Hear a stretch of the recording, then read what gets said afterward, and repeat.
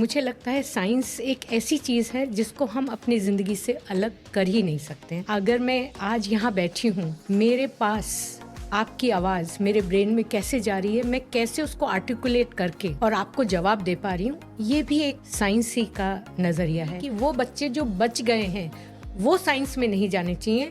वो बच्चे जो बेस्ट हैं वो साइंस में जाएं, जिससे कि वो इस तरह के टूल दे सकें जिससे कि जो अप्लाइड साइंस वाले हैं उसको यूज करके ह्यूमन काइंड की हेल्प कर सकें। लेकिन अपॉर्चुनिटी लाखों में से 2-4 बच्चों को मिलती है। कोई भी स्कॉलरशिप कहीं पे भी उस बच्चे को ये नहीं कहती कि अगर तुम साइंस परस्यू करोगे तो तुम एक अच्छा जीवन भी बिता सकते हो। जहाँ एक इंसान का जीवन शुरू होता है, ये स्कॉलरशिप वहाँ आके खत्म हो जाती है। ये तो बहुत बड़ा मसला है। यानी अगर कोई नौजवान ये सोचे है कि मैं साइंस में जाऊंगा और उसका एप्टीट्यूड है, उसका नजरिया है, तो वो यहाँ से हार जाएगा कि उसके बाद उसको एक डिसेंट डिग्निफाइड लाइफ नहीं मिलने वाली है। इंडिया की ट्रेडिशनल नॉलेज को बाहर ले जाके वो ये जानने की कोशिश कर रहे हैं कि हल्दी में ऐसा क्या है कि वो जमाने से यूज हो रही है। जो आयुर्वेदिक, जो प्लांट्स की नॉलेज थी, जो नीम हकीम की नॉलेज थी, उसमें उनके पास एक्सपीरियंस था। ये खिलाया, वो खिलाया, उससे कोई अगर ठीक हो गया तो एक ने दूसरे को कहा, दूसरे ने तीसरे को कहा। इस तरह से एक्सपीरियंस से वो नॉलेज आगे गई, लेकिन उसके पीछे साइंस नहीं थी।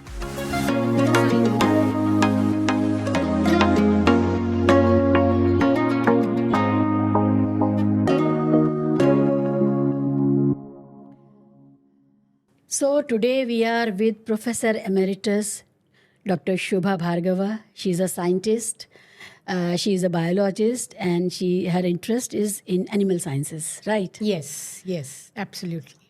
I am so delighted to have you. Thank you.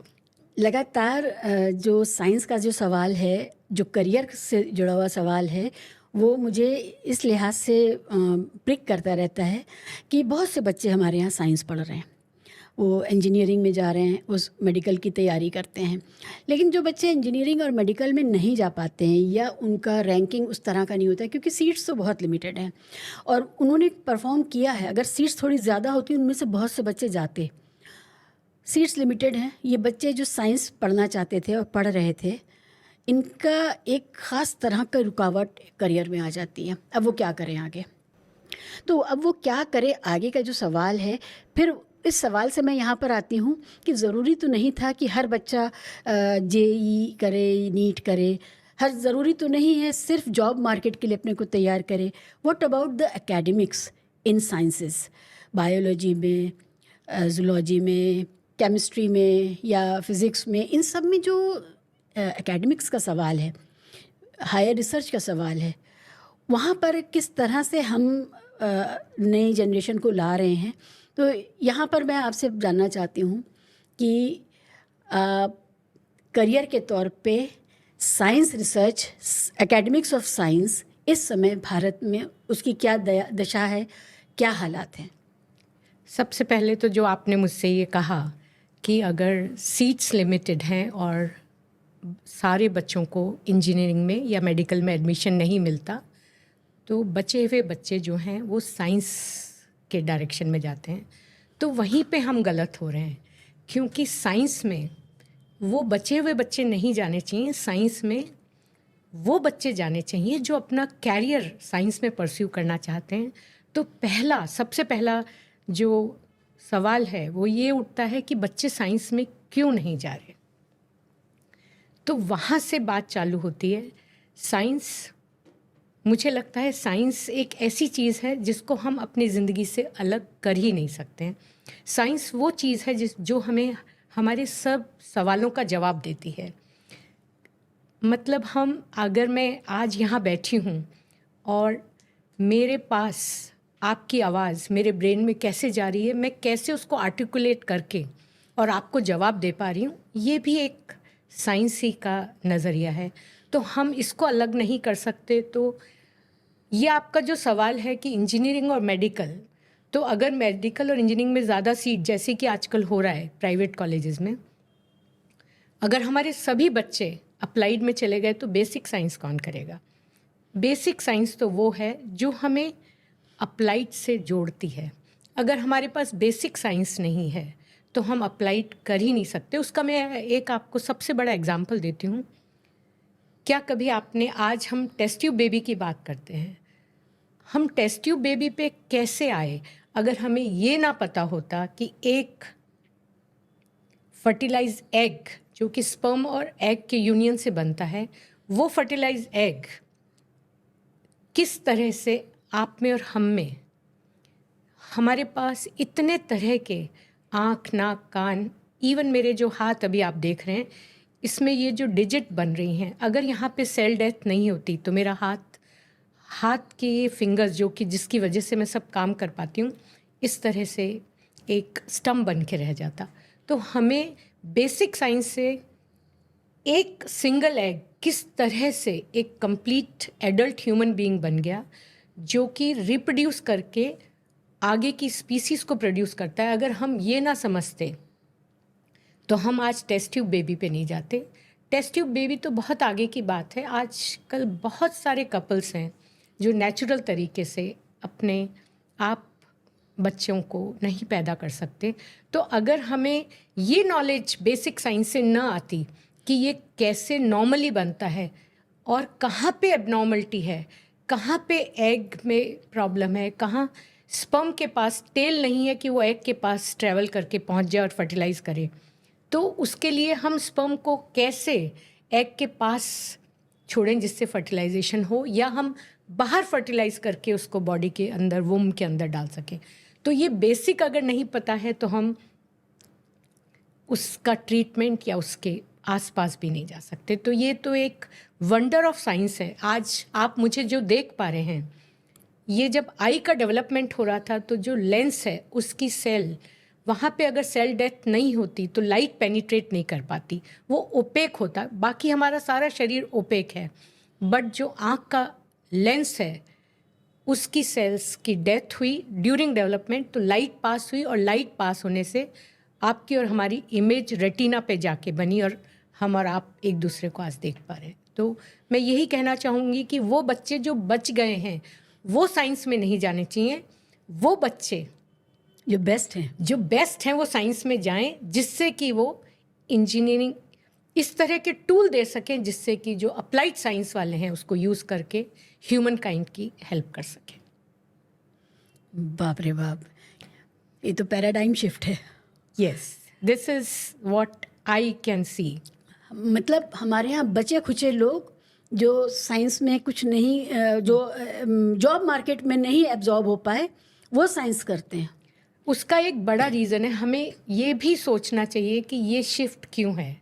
अगर ये शिफ्ट पहले हो जाता तो सीवी रमन, जिसको नोबेल प्राइज़ मिला है बायोलॉजी में, मैं कुछ ही दिनों पहले एक आर्टिकल पढ़ी थी कि हमारे देश से हमारी जो, अगर हम लोगों की संख्या देखें तो हम दूसरे तीसरे नंबर पे हैं, लेकिन अगर हम नोबेल प्राइज़ देखें, जर्मनी जैसी छोटी कंट्री हमसे कहीं ज़्यादा आगे है। तो ये एक सोचने का विषय है कि हमारे यहाँ से नोबेल प्राइज़ क्यों नहीं, हमारे यहाँ अगर एक रमन हो सकता है तो बाकी क्यों नहीं। तो अगर हमारा होशियार बच्चा साइंस में नहीं जा रहा, उसमें वो सोचने की शक्ति नहीं है कि साइंस से हम कहाँ जा सकते हैं, तो वो किस तरह से हमारे यहाँ हमारी कंट्री का आगे बढ़ा सकता है। प्रोफेसर भार्गव, आप ये कह रही हैं कि इस देश में जहाँ लाखों बच्चे इंजीनियरिंग करना चाहते हैं या मेडिकल करना चाहते हैं, Yes. उन लाखों में से कुछ 100 या कुछ हज़ार बच्चे मेडिकल और इंजीनियरिंग में जा पाते हैं। ये बच्चे जो मेडिकल और इंजीनियरिंग में जाते हैं, ये तो अप्लाइड साइंसेज और टेक्नोलॉजी, जो बायोटेक्नोलॉजी है और जो बाकी की टेक्नोलॉजी है, उसमें जा कर के काम करते हैं। लेकिन वो टेक्नोलॉजी कहाँ से आ रही है, वो जो रिसर्च है वो कहाँ से आ रही है, उसमें जो हमारा बच्चा जाना चाहिए था, वो जो बेस्ट ब्रेन जाना चाहिए था, वो बेस्ट ब्रेन कहीं और है। है ना? तो ये जो बेस्ट ब्रेन हमारा रिसर्च में नहीं जा रहा है और एकेडमिक्स जो है उसको एक तरह से वो स्टंटेड है, रुका हुआ है।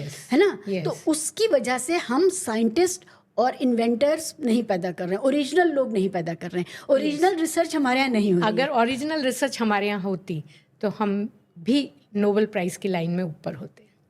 नौजवानों, आप लोग जो बिल्कुल ये समझते हैं कि इंजीनियरिंग कर लेना, आईआईटी पहुंच जाना या एम्स में मेडिकल करना यही सब कुछ है। प्रोफेसर भार्गव बता रही हैं कि नहीं, ये बिल्कुल सेकेंडरी है। पहले आपको वहाँ होना चाहिए, जो हमारे बेस्ट दिमाग हैं बच्चों के, वो रिसर्च में लगने चाहिए। जब बेसिक्स रिसर्च होगा साइंस में, तब हम इनोवेट करेंगे। ऐसा ही है। Yes, yes. उसके पीछे मुझे ऐसा लगता है कि हमें सारा की सारा ये जो ब्लेम है बच्चों को भी नहीं देना चाहिए, क्योंकि पिछले कुछ सालों से मैं खुद एकेडमिक और साइंस में हूँ और मैं देख पा रही हूँ। मैं ये बिल्कुल नहीं कहूँगी कि अपॉर्चुनिटी नहीं है, लेकिन अपॉर्चुनिटी लाखों में से 4 बच्चों को या 2-4 बच्चों को मिलती हैं। बाकी बच्चा जो साइंस में इंटरेस्टेड है, साइंस परस्यू करना चाहता है, वो बच्चे को स्कॉलरशिप भी है, बीएससी लेवल पे है, बहुत सारी हमारी स्कॉलरशिप, ओलंपिया स्कॉलरशिप है, लेकिन कोई भी स्कॉलरशिप कहीं पे भी उस बच्चे को ये नहीं कहती कि अगर तुम साइंस परस्यू करोगे तो तुम एक अच्छा जीवन भी बिता सकते हो, क्योंकि ये स्कॉलरशिप एक एज पे आके जहाँ एक इंसान का जीवन शुरू होता है, ये स्कॉलरशिप वहाँ आके ख़त्म हो जाती है। यानी कि रियल ज़िंदगी में जैसे ही वो साइंटिस्ट बच्चा एंटर कर रहा है, नौजवान एंटर कर रहा है, वहाँ से उसको किसी भी तरह की फाइनेंशियल सपोर्ट से हाथ खींच लिया गया और अब जॉब मार्केट के हवाले हो। कोई तुम्हें चुन ले तो ठीक है, नहीं तो कोई नहीं तो, और अगर चुन भी ले तो बहुत सारा करप्शन है। अच्छा, करप्शन है जहाँ पे बहुत सारा पैसे लेके ही जॉब अपॉर्चुनिटी है। तो वो बच्चा जो होशियार है और जिसके पास पूरी तरह से पैसे नहीं है, वो स्कॉलरशिप लेके इतना आगे आ गया, लेकिन स्कॉलरशिप लेने के बाद भी जब उसको पूरी तरह से जीवन अपना चालू करना है तो उसके पास जॉब नहीं है। ओके, जॉब नहीं है। और ये जो सिचुएशन है वही हमारे बच्चों को साइंस से दूर ले जा रही है। तो आप ये कह रही हैं कि अगर स्कॉलरशिप भी मिल गई साइंस के स्टूडेंट को और उसने बहुत अच्छा काम किया, रिसर्च करी, अपना रिसर्च पेपर सबमिट कर दिया, उसके पास पीएचडी आ गई, अब वो तैयार है जा कर के लैब में काम करने के लिए या पढ़ाने के लिए, इन दोनों में से कोई भी काम। लेकिन यहाँ पर सबसे बड़ी रुकावट है कि ये कोई गारंटी नहीं है। ये कोई गारंटी नहीं है। इवन गवर्नमेंट वुमेन साइंटिस्ट देती है। मैं खुद एक वुमेन साइंटिस्ट बनी हुई हूँ। मैं पूल ऑफिसर बनी। मैं जर्मनी पढ़ने गई थी, आने के बाद मुझे सरकार ने पूल ऑफिसरशिप दी, उसके बाद मैं वुमेन साइंटिस्ट बनी। लेकिन वुमेन साइंटिस्ट बनने के बाद ये गारंटी नहीं थी कि मुझे लेक्चरशिप मिलेगी कि नहीं। ये बहुत ही मुश्किल है कि आपको सब कुछ होने के बाद भी आप एक अच्छा जीवन एज ए साइंटिस्ट बिता सकें। ये तो बहुत बड़ा मसला है। यानी अगर कोई नौजवान ये सोचे कि वो इस लालच में नहीं पड़ेगा कि उसको एक कॉरपोरेट का मोटा पे पैकेज मिले और वो ये सोचता है कि मैं साइंस में जाऊंगा और उसका एप्टीट्यूड है, उसका नज़रिया है, तो वो यहाँ से हार जाएगा कि उसके बाद उसको एक डिसेंट डिग्निफाइड लाइफ नहीं मिलने वाली है। यस, डिग्निफाइड लाइफ नहीं मिलने वाली है। और एक तरह का ये गैप है, मैं कहूँगी, जहाँ इंडस्ट्री को बहुत सारी डिमांड है, बहुत सारी डिमांड है। ऐसा नहीं है, हमारे देश में इतनी तरह की इंडस्ट्री हैं, वहाँ डिमांड है, यहाँ पढ़े लिखे बच्चे हैं, लेकिन दोनों के बीच में एक तरह का गैप है।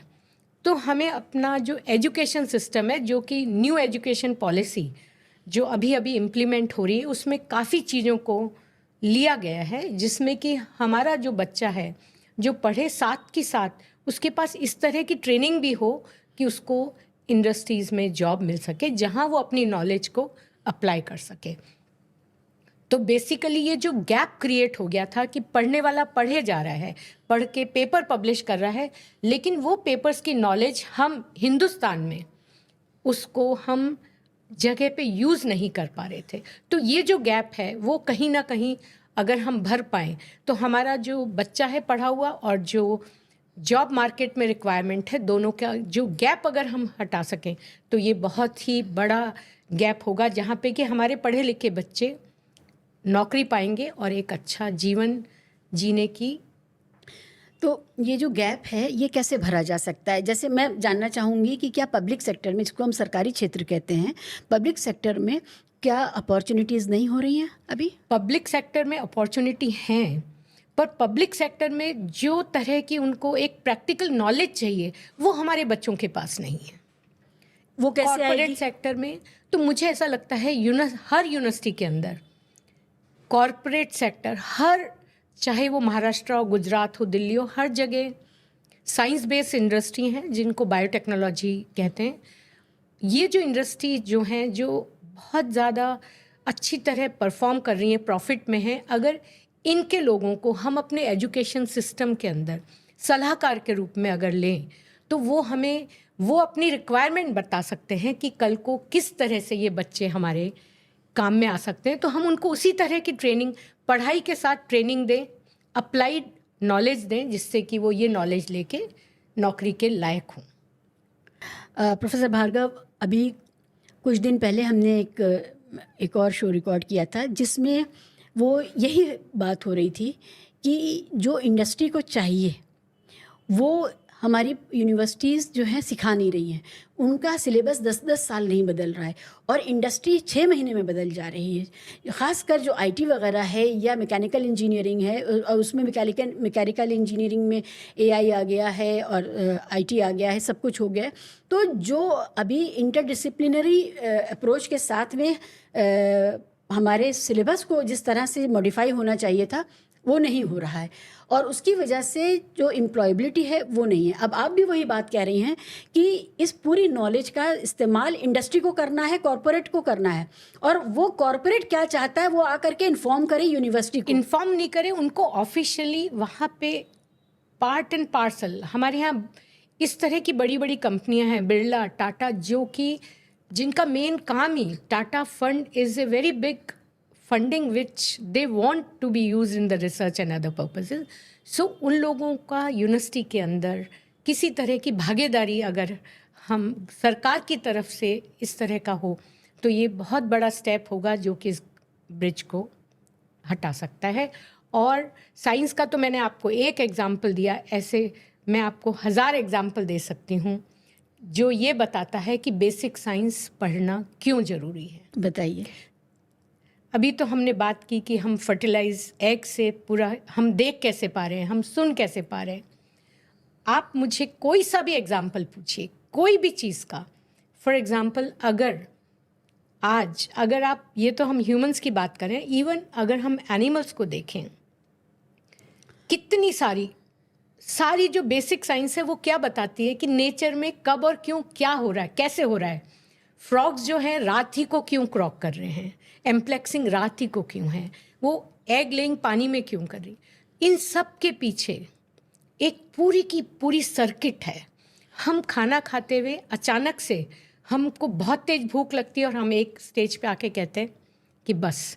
तो ये जो बस हमने कहा, ये ऐसा नहीं है कि मेरे को खाली एक पूरे ब्रेन में मैसेज जाता है, वो मैसेज मेरे स्टमक से जाता है, मेरी नर्व्स हैं जो कि मेरे ब्रेन को कहती हैं, पेप्टाइड्स हैं, न्यूरोपेप्टाइड वाई, ये मुझे कहता है कि अब खाना हो गया। तो इमीडिएटली ये जो सर्किट्री है, ये पूरी सर्किट्री बेसिक साइंस है। ये इस तरह के 1000 सवाल जवाब हैं, ये आपको सालों की बेसिक रिसर्च से मिले हैं, जो कि हम ओबेसिटी का आंसर अगर हमें चाहिए तो हम ये जो सर्किट्री है ये कहाँ पे ख़राब हुई है। तो जब तक हमें एक नॉर्मल सर्किट्री नहीं पता होगी, हम एबनॉर्मल की और ख़राब की तो बात कर ही नहीं सकते। अगर आज हम लिवर ट्रांसप्लांट कर रहे हैं तो नॉर्मली क्या लिवर रीजनरेट हो सकता है, ये एक बेसिक साइंटिस्ट ने बताया कि yes, liver can regenerate. You can donate up to 80% of your liver to somebody and your piece of liver can regenerate back to the normal size and the other person can be benefited by that. So this is all. Forget about liver, kidney. Nowadays, if you go to the hospital and if you collect the right figure, you will be surprised that how many people are survived because of this transplant. Suddenly, both your kidneys are not working. You cannot survive more than 6 months. But if your one kidney is transplanted, you can survive. मेरी एक colleague है जो मेरे साथ काम करती हैं, उनकी दोनों किडनी अचानक से 2011 में ख़राब हुई और बहुत कोशिश के बाद उनका हस्बैंड, जो कि उनसे कंपैटिबल नहीं था, फिर भी उन्होंने अपनी एक किडनी उनको दी और आज 12 साल हो गए, दोनों एक बहुत ही अच्छा जीवन। तो मेरे पास तो ये एक लाइव एग्जाम्पल है कि बेसिक साइंस को अंडरस्टैंड करके कैसे आप अप्लाइड साइंस में कर सकते हैं। तो इसलिए ये बहुत ही ज़रूरी है कि हमारे बच्चे और हमारा यूथ उसकी इम्पोर्टेंस समझे और उसकी तरफ ध्यान दें। वाह, स्टेम सेल का ख्याल आ रहा था मुझे बार बार कि स्टेम सेल रिसर्च जो हो रही है, stem cell is another ocean of information. Yeah. So stem cells are the cells which can give rise to any other type of cell which it is not fated to be. For example, a cell is fated to become a cell which is going to be a part of the nervous system. If it is modified, if its fate is modified, it can work for other purposes. So if we have a group of cells, we can utilize for different purposes. So this is the stem cell, and stem cell can be, once you know that stem cell can be utilized for any other purpose, so you can generate any kind of a damage or other things by using these cells. या तो अब लोग तो उसको preserve करने लग रहे हैं, है Yes, आजकल बहुत प्रचलन है कि बच्चे की अम्बेलिकल कॉर्ड को ही प्रिजर्व कर देते हैं, बिकॉज अम्बेलिकल कॉर्ड में स्टेम सेल्स होती हैं, अनडिफरेंशिएटेड सेल्स होती हैं। ऐसा सोचते हैं कि अगर आगे जाके स्पाइनल सर्जरी हो, कुछ इस तरह का हो जो कि नॉर्मल वे में रिपेयर नहीं हो और बाहर की सेल आपकी बॉडी में कंपैटिबल नहीं होती हैं। जैसे कि बोन मैरो ट्रांसप्लांट है।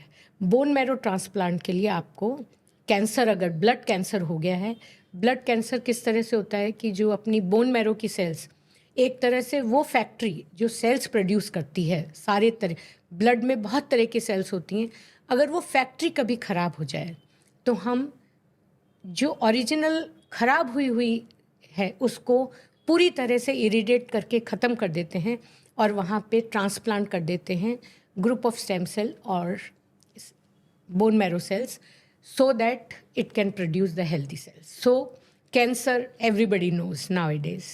So the treatment of cancer is in the stem cells. So you name anything and I can give you hundreds of examples that how the basic science can be useful to.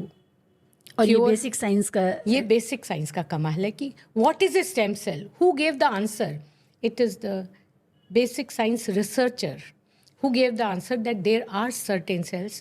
Stem cells तो बहुत आगे की बात है। अगर आप शुरू में देखें तो सेल थ्योरी जब आई तब लोगों को ये नहीं पता था कि जर्म सेल, जो एग और स्पर्म जहाँ से आता है, ये जो जर्म सेल्स हैं, ये क्योंकि अगर आप सेल को देखेंगे तो देखने में कुछ फ़र्क नहीं है, लेकिन जो जर्म सेल्स हैं they give rise to the sperm and egg, and then they get involved in the process of fertilization. Rest of others are the somatic cells. So there is a difference between a somatic cell and the germ cell is given by a scientist, because this I am talking about when there were no microscope, nothing much of molecular biology is known, which is now a biggest tool. So at that time there were philosophers, there were observers who had observed the natural principle of life and gave the answers. तो कुल मिलाकर के ये जो बुनियादी science की research है अपने आप में यही एक तो आइडेंटिफाई भी करती है कॉज और इफ़ेक्ट, जो Yes, cause and yes. Effect का जो रिलेशनशिप है उसको आइडेंटिफाई करने का काम और फिर उसमें फर्दर रिसर्च करने का काम ये बेसिक साइंस कर रहा है। और हम लोग समझते हैं कि इस जो टेक्नोलॉजी को ऑपरेट कर रहा है वो बड़ा साइंटिस्ट है, क्योंकि उसकी इम्पोर्टेंस है। अगर वो इस बात को यूज़ ना कर सके तो इस साइंस की कोई वैल्यू नहीं है। कभी आपने ये सोचा कि जितने भी लिविंग, ये एक बेसिक क्वेश्चन है, मैं अपने स्टूडेंट से हमेशा पूछती हूँ कि जितने भी लिविंग ऑर्गेनिज्म हैं इस दुनिया में, सब के आगे हेड है और पीछे टेल स्ट्रक्चर्स हैं। ऐसा किसने डिसाइड किया कि आगे जो शरीर का आगे का भाग है वो मुंह में और सिर में कन्वर्ट होगा और पीछे का? तो ये सब जब डेवलपमेंट होता है तो ये इसका एक आर्किटेक्चर प्लान होता है जो कि ये बताता है कि ये सेल ये काम करेगी, ये सेल ये करेगी, ये आगे मूव करके नर्वस सिस्टम बनाएगी, ब्रेन बनाएगी और ये पीछे बना के खाली स्पाइनल कॉर्ड बनाएगी। तो इस तरह के जो भी प्रश्न और जवाब हैं ये आपको इनसे मिल सकते हैं। प्रोफेसर भार्गव, मैं ये सोचती हूँ कि जब तक ये रिसर्च नहीं हुई थी, बेसिक रिसर्च नहीं हुई थी, तो कितनी तकलीफ दे थी बीमारी इंसान के लिए। सिर्फ इसलिए नहीं कि तकलीफ़ लाती है बीमारी, बल्कि इसलिए भी कि उसका इलाज जो समाज के पास था, उसमें झाड़ फूक, उसमें ओझा, उसमें नशा दे देना, कोकेन दे देना, या मरकरी से भी इलाज होता था एक ज़माने में। मैंने पढ़ा कि जब साइंटिफिक कोई रिसर्च नहीं थी तो उस जगह को एक तरह से नम करने के लिए तो उस तरह से इलाज होता था। तो झाड़ फूक और ओझा और प्रताड़ना और जो भूत उतारना जिसे हम कहते हैं, और जो हवा लग गई है तो हवा उतारने के लिए जो ओझा लोग हमारे साथ करते थे, उन सब से ह्यूमैनिटी को बेसिक साइंस ने बचाया। जब आइडेंटिफाई किया कि ये एक डिजीज़ है और इसका ये कॉज है, ये इसका इफ़ेक्ट है और ये इसका निदान है, ये इसका इलाज है, इज़न्ट इट? तो जो आप कह रही हैं कि झाड़ फूस, बहुत सारे हमारे एंशियंट हिस्ट्री में लिखा हुआ है कि ये प्लांट का, मैं इसको बिल्कुल न्यू साइंस से अलग नहीं करूँगी, लेकिन तब हमें ये नहीं मालूम था कि नीम के पत्ते में या कड़ू नीम में या मीठे नीम में कौन सा ऐसा एंजाइम है जो कि हमें हेल्प कर रहा है।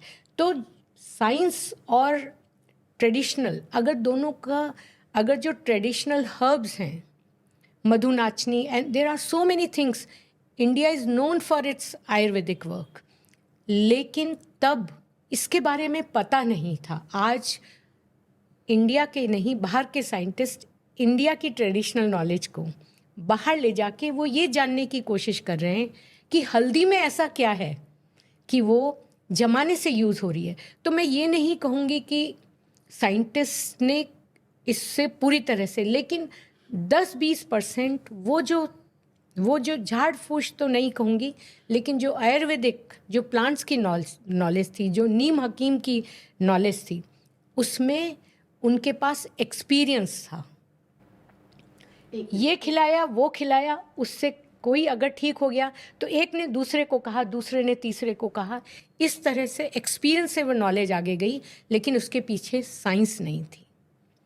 साइंस ने क्या कहा कि हाँ ठीक है, ये जो कड़वा नीम है या जो मीठा नीम है, इसके अंदर एक एंजाइम है।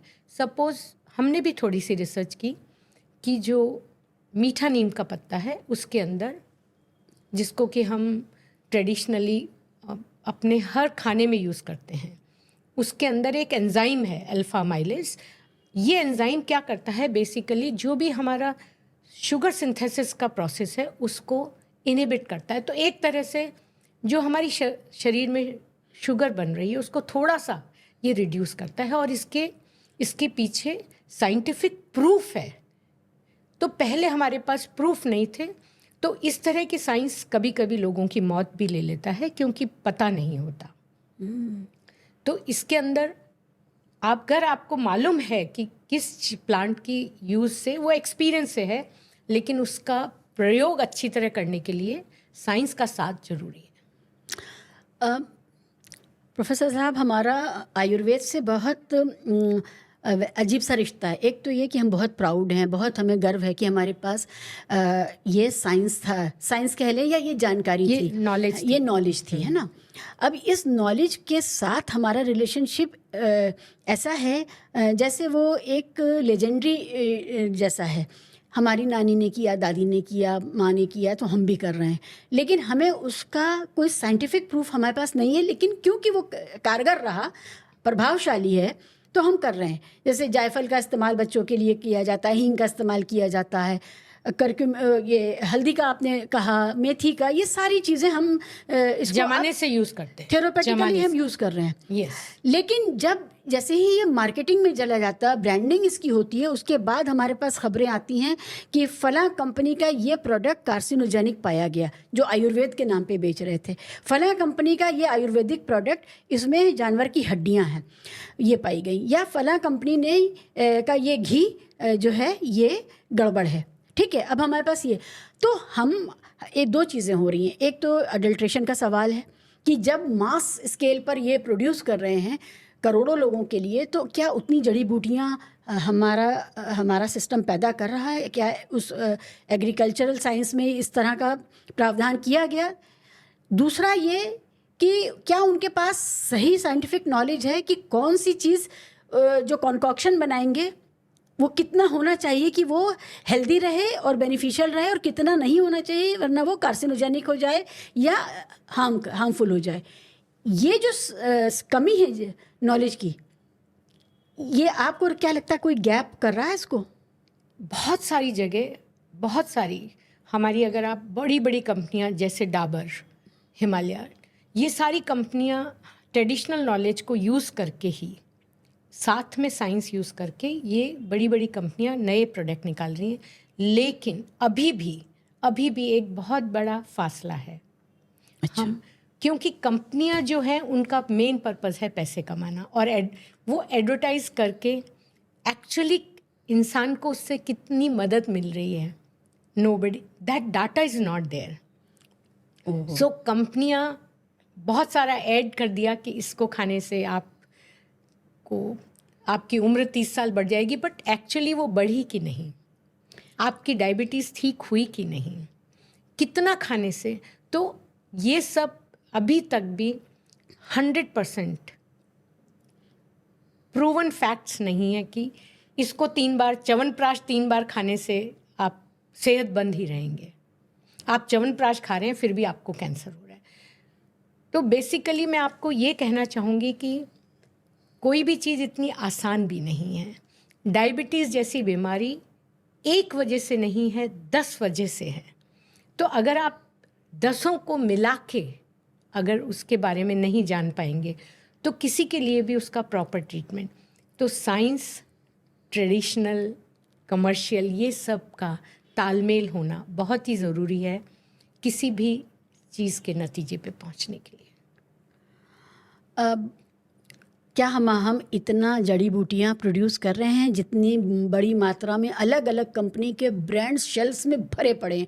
आप दुबई जाइए तो वहाँ पर आयुर्वेदिक, आप अमेरिका जाइए तो वहाँ पर आयुर्वेदिक, सब भारतीय कंपनियाँ हैं और मास प्रोडक्शन हो रहा है, खुद भारत के लिए भी हो रहा है। आप किसी भी बड़ी जगह जाइए तो फार्मास्यूटिकल में उसके अगल बगल आप देखेंगे कि बहुत बड़ी दुकानें अब इसकी हैं, आयुर्वेदिक प्रोडक्ट्स की हैं। तो क्या हम उस लेवल पर जड़ी बूटियां भी प्रोड्यूस कर रहे हैं? जैसे कि आपके मन में ये प्रश्न है, मेरे मन में भी ये प्रश्न था, लेकिन एक के पटेल करके गुजरात की कंपनी है जिनके साथ मैंने काम किया और मैंने उनके फार्म्स विजिट किए, तो मुझे वहाँ पे देखने को मिला कि उन लोगों ने तुलसी, जो कि कफ के अंदर यूज़ करते हैं, कम से कम 20 वैरायटी की तुलसी उन्होंने उगाई हुई थी, और वो तुलसी वो दवाइयों के अंदर यूज़ करते हैं। तो ये जो आपके मन में शंका है कि क्या उतना है कि नहीं, चूँकि ये कमर्शियल से अटैच हो गया है तो बहुत सारे लोग इस तरह की चीज़ें उगा रहे हैं, और डायरेक्टली कंपनियों का उनके साथ एसोसिएशन है कि आप ये हमें 50 किलो या whatever amount the company want, they are growing for the company अपना सीड दे के उगवाती है और वहीं से वो उठा के अपने प्रोडक्ट्स में यूज़ करती है। तो मैं पूरी तरह से तो सही नहीं हूँ, लेकिन काफ़ी हद तक हमारा ही देश, और ना कि हमारा देश, इवन चाइना एक दूसरी कंट्री है जहाँ ये हर्बल प्रोडक्ट्स का बहुत ज़्यादा चलन है। तो कहीं ना कहीं आजकल ये प्रोड्यूस हो रहा है। गैप कितना है ये मैं तो आपको पूरा नहीं बता सकती, लेकिन हो रहा है, इतना ज़रूर है। कुछ साल पहले रिसर्च आई कि च्यवनप्राश में हैवी मेटल्स हैं, ठीक है। अभी कुछ दिन पहले, अभी जब घी का इतना मामला चल रहा था कि लड्डू में कौन सा घी चला गया, तो जो घी जिसको पूजा का घी कह के बेचा जा रहा है उसमें लिखा होता है ये खाने के लिए नहीं है, it is not for edible purposes, ठीक है। वो छोटा सा आता है, 125 रुपये का, 150 रुपये का। मैं किसी कंपनी का नाम नहीं लेना चाहती, दर्शक जानते हैं, वो समझ जाएंगे। ये जो चीज़ें होती हैं उससे मन में शंका आती है। तो एक तो ये कि इसकी रेगुलेशन जो है बेहतर हो, सरकारें बेहतर ध्यान दें, लेकिन इसके अलावा जो एक इस पूरे आयुर्वेद जो एक साइंस है, इसको एक क्या कहूँ कि अजीब दिशा में ले जाया गया, जब ये कहा गया कि ये पुत्र उत्पादक एक वो आ गई दवाई कि इससे ये पुत्र पैदा हो जाएगा। कोरोना में भी हमने देखा कि कहीं कोई दुनिया में रिसर्च नहीं थी, हमारे एक नीम हकीम कंपनी कोरोना की दवाई देख के उन्होंने बहुत पैसा कमा लिया, बहुत पैसा कमाया। फिर कोई पापड़ ले आया, उसका एक मंत्री ने विज्ञापन किया कि इस पापड़ को खाने से, भाभी जी के इस पापड़ को खाने से आपको कोरोना नहीं होगा। जब देश में इतने बड़े लोग, जिम्मेदार लोग इस तरह की भ्रांतियां और अंधविश्वास लाने वाली बातें करते हैं तो पूरे सिस्टम से विश्वास उठने लगता है। तो ये यहाँ पर साइंटिस्ट को सामने आकर के इसका जवाब भी तलाशना चाहिए, काउंटर भी करना चाहिए कि आप यहाँ तक सही थे, यहाँ से आपका रास्ता कमर्शियल हो गया। मुझे ऐसा लगता है जो आप कह रही हैं, मंत्री है या सरकार आपने नाम लिया या साइंटिस्ट लिया, मुझे ऐसा लगता है कि जहाँ पे बेईमानी और करप्शन है, जब आदमी पैसा कमाने पे लगा है, वो मिलावट कर रहा है, कार्सिनोजन मिला रहा है, ये कोई भी जने को रोकना, हर प्रोडक्ट का चेक करना, हर लॉट का चेक करना बहुत ही मुश्किल है। मुझे लगता है ये प्रत्येक नागरिक की जिम्मेवारी है कि वो अपने दूसरे भाई बंधों को, हम देख रहे हैं चारों तरफ कैंसर फैल रहा है, क्या हमने सोचा कि हम बाज़ार में सब्जियां भी बेचते हैं, हम परवल वगैरह उस पर ग्रीन कलर, क्योंकि हमें 10 रुपये ज़्यादा कमाने हैं, तो हमें एक बेसिक नॉलेज देनी पड़ेगी कि ये आज तुमने 10 रुपये ज़्यादा कमा लिए, लेकिन कल को हो सकता है तुम्हारा ही कोई भाई बंध कैंसर से या किसी और बीमारी से, इसकी वजह बाज़ार में कितने तरह के कलर यूज़ करते हैं, दूध में मिलावट है, घी में मिलावट है, पनीर का, हर थोड़े दिनों में आप एक न्यूज़ चैनल पे सुन लेंगे कि तेल में मिलावट है। तो मुझे लगता है कि ग्राउंड लेवल पे ये सरकार या मंत्री या साइंटिस्ट जाके हमेशा चेक नहीं कर सकता।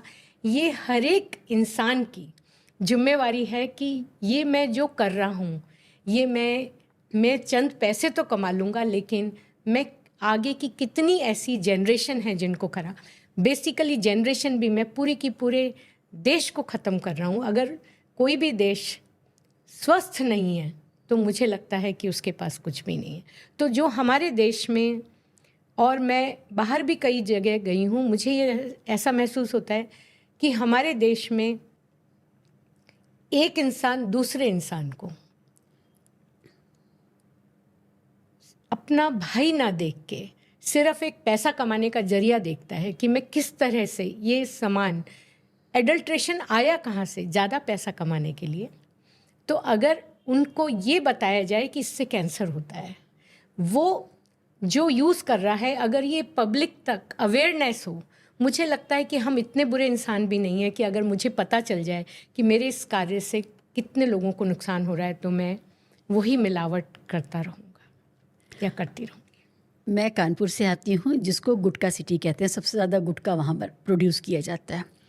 गुटखा कंपनियों में जो लोग काम कर रहे हैं वो गुटखा का सेवन भी करते हैं, मालिक भी करते हैं, वो खुद भी करते हैं। बॉम्बे के जो हॉस्पिटल है, जो कैंसर इंस्टीट्यूट है, टाटा कैंसर, उनका आंकड़ा ये है कि ओरल कैंसर, लंग कैंसर के ज़्यादातर मरीज़ कानपुर से आते हैं। बहुत बड़ी संख्या कानपुर वालों की है, माउथ कैंसर के खासकर। बेसिकली यूपी, कानपुर नहीं कहेंगे, मुझे लगता है यूपी, कानपुर से बहुत बड़ी तादाद में, या कानपुर और एडजॉइनिंग जहाँ ये प्रोड्यूस हो रहा है, जो इस काम में लगे हैं उनको भी कैंसर हो रहा है और वो ये जानते हैं, मालिक भी जानते हैं, सरकारें भी जानती हैं। समाज, सरकार और कॉरपोरेट मालिक ये मिल करके आत्महत्या वाली हरकत कर रहे हैं। ये कैसा समाज है हमारा?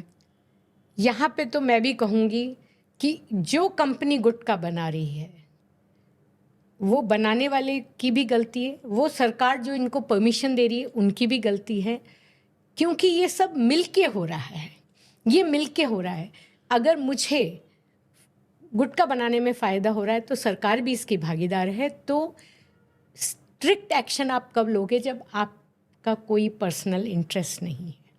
तो चाहे गुटखा हो या शराब हो, दिल्ली में मैं बैठी हुई हूँ आज, और दिल्ली के अंदर, जैसे आपने कहा आप नाम नहीं लेंगी, किस कदर शराब के ठेकों के ऊपर इतना न्यूज़ में आया। मैं तो सोचती हूँ अगर ये 10% भी सच्चाई है कि लाइसेंस दिए गए पैसे खा के, 2% भी सच्चाई है तो ये गलत है। क्योंकि आज हम अपने यूथ को, अगर मुझे किसी की लाइफ बर्बाद करनी है तो उसके बच्चों को शराब की या ड्रग की या तंबाकू की आदत लगा दो, तो आप उसी को नहीं उसके पूरे ख़ानदान को ख़राब कर रहे हैं। क्योंकि ये जो कैंसर है या ये है, इसके ये जो जीन्स हैं आगे तक भी जाते हैं। तो ये जो आपने मुझे कहा कि गुटखा, मैं उसमें ऐड करती हूँ शराब, मैं उसमें ऐड करती हूँ, मैं पिछले 10 दिनों से रोज़ अखबार पढ़ रही हूँ और मैं कहीं पे 2000 करोड़ की ड्रग्स पकड़ी गई। तो ये जो ड्रग्स पकड़ी गई, आपको क्या लगता है कि ये सिर्फ पकड़ने तक कोई ना कोई उनको यूज़ कर रहा है? वो 2000 से 8 करोड़ की बन के मार्केट में बिक रही हैं। और वो, मुझे तो कंसर्न इस बात का है कि वो हमारी यंगर जनरेशन के पास जा रही है। और जब किसी का भी बच्चा पहली बार ड्रग लेता है, उसको मालूम नहीं होता है कि ये क्या चीज़ है। लेकिन कहीं ना कहीं इसमें मैं ज़रूर कहूँगी कि इसमें सरकार को बहुत ही स्ट्रिक्टली, सरकार को और उन लोगों को भी मैं कहूँगी जो इस काम में इन्वॉल्व हैं, ये एक बहुत ही घिनौना काम है। अगर पैसे कमाए भी तो उसका क्या फ़ायदा अगर आपने अपने ही लोगों को नुकसान पहुँचाए। तो ये शराब के ठेके हों या ड्रग्स की तस्करी हो या फिर गुटखा बनाना और बेचने वाले लोग हों, ये सभी की सभी, सरकार का भी इसमें रोल है। तो सबको इसमें एक्टिवली पार्टिसिपेट, और डेफिनेटली कहीं ना कहीं माँ बाप जो कि विजिलेंट या उतनी तरह से नज़र नहीं रख पाए अपने बच्चों पे कि जो इस तरफ जा रहे हैं। हम लोग सामाजिक मुद्दों पर चले गए। यस, हम साइंस से अलग चले साइंस से अलग चले गए। Coming back to basic science research, ठीक है, वो मुझे बहुत इंट्रिग करता है कि ये क्या दुनिया है। पर हाँ, जो आपने तंबाकू और गुटखे की बात की, ये भी बेसिक साइंस से, ये अभी it is a science facts के बेस पे है और साइंस एक्सपेरिमेंट के बेस पे। There is 2 different thing. Traditional values, experience, वो सब एक तरफ है, लेकिन जो बेसिक साइंस है वो एक बार नहीं कई बार उसको करके, देख के, प्रूफ करके बाहर लाया गया। और जो गुटखा है वो कैंसरस है, ये भी साइंस की देन है। ये पता लगाना कि हाँ ये कार्सिनोजेनिक है। जी। और ऑब्जर्वेशनल लेवल पर भी अगर आप देखें तो ये सारे हॉस्पिटल्स कहते हैं आज से 40 साल पहले माउथ कैंसर के मरीज़ नहीं थे। माउथ कैंसर के मरीज़ और गुटखे का जन्म साथ ही साथ होता है। एक चीज़ डॉक्टर साहब, ये जो बेसिक साइंस का जो सवाल है, बेसिक साइंस रिसर्च, प्रकृति के जो नियम हैं जिससे प्रकृति चल रही है, जिससे पूरी दुनिया जो है वो रिप्रोड्यूस हो रही है, हर दिन रिप्रोड्यूस हो रही है।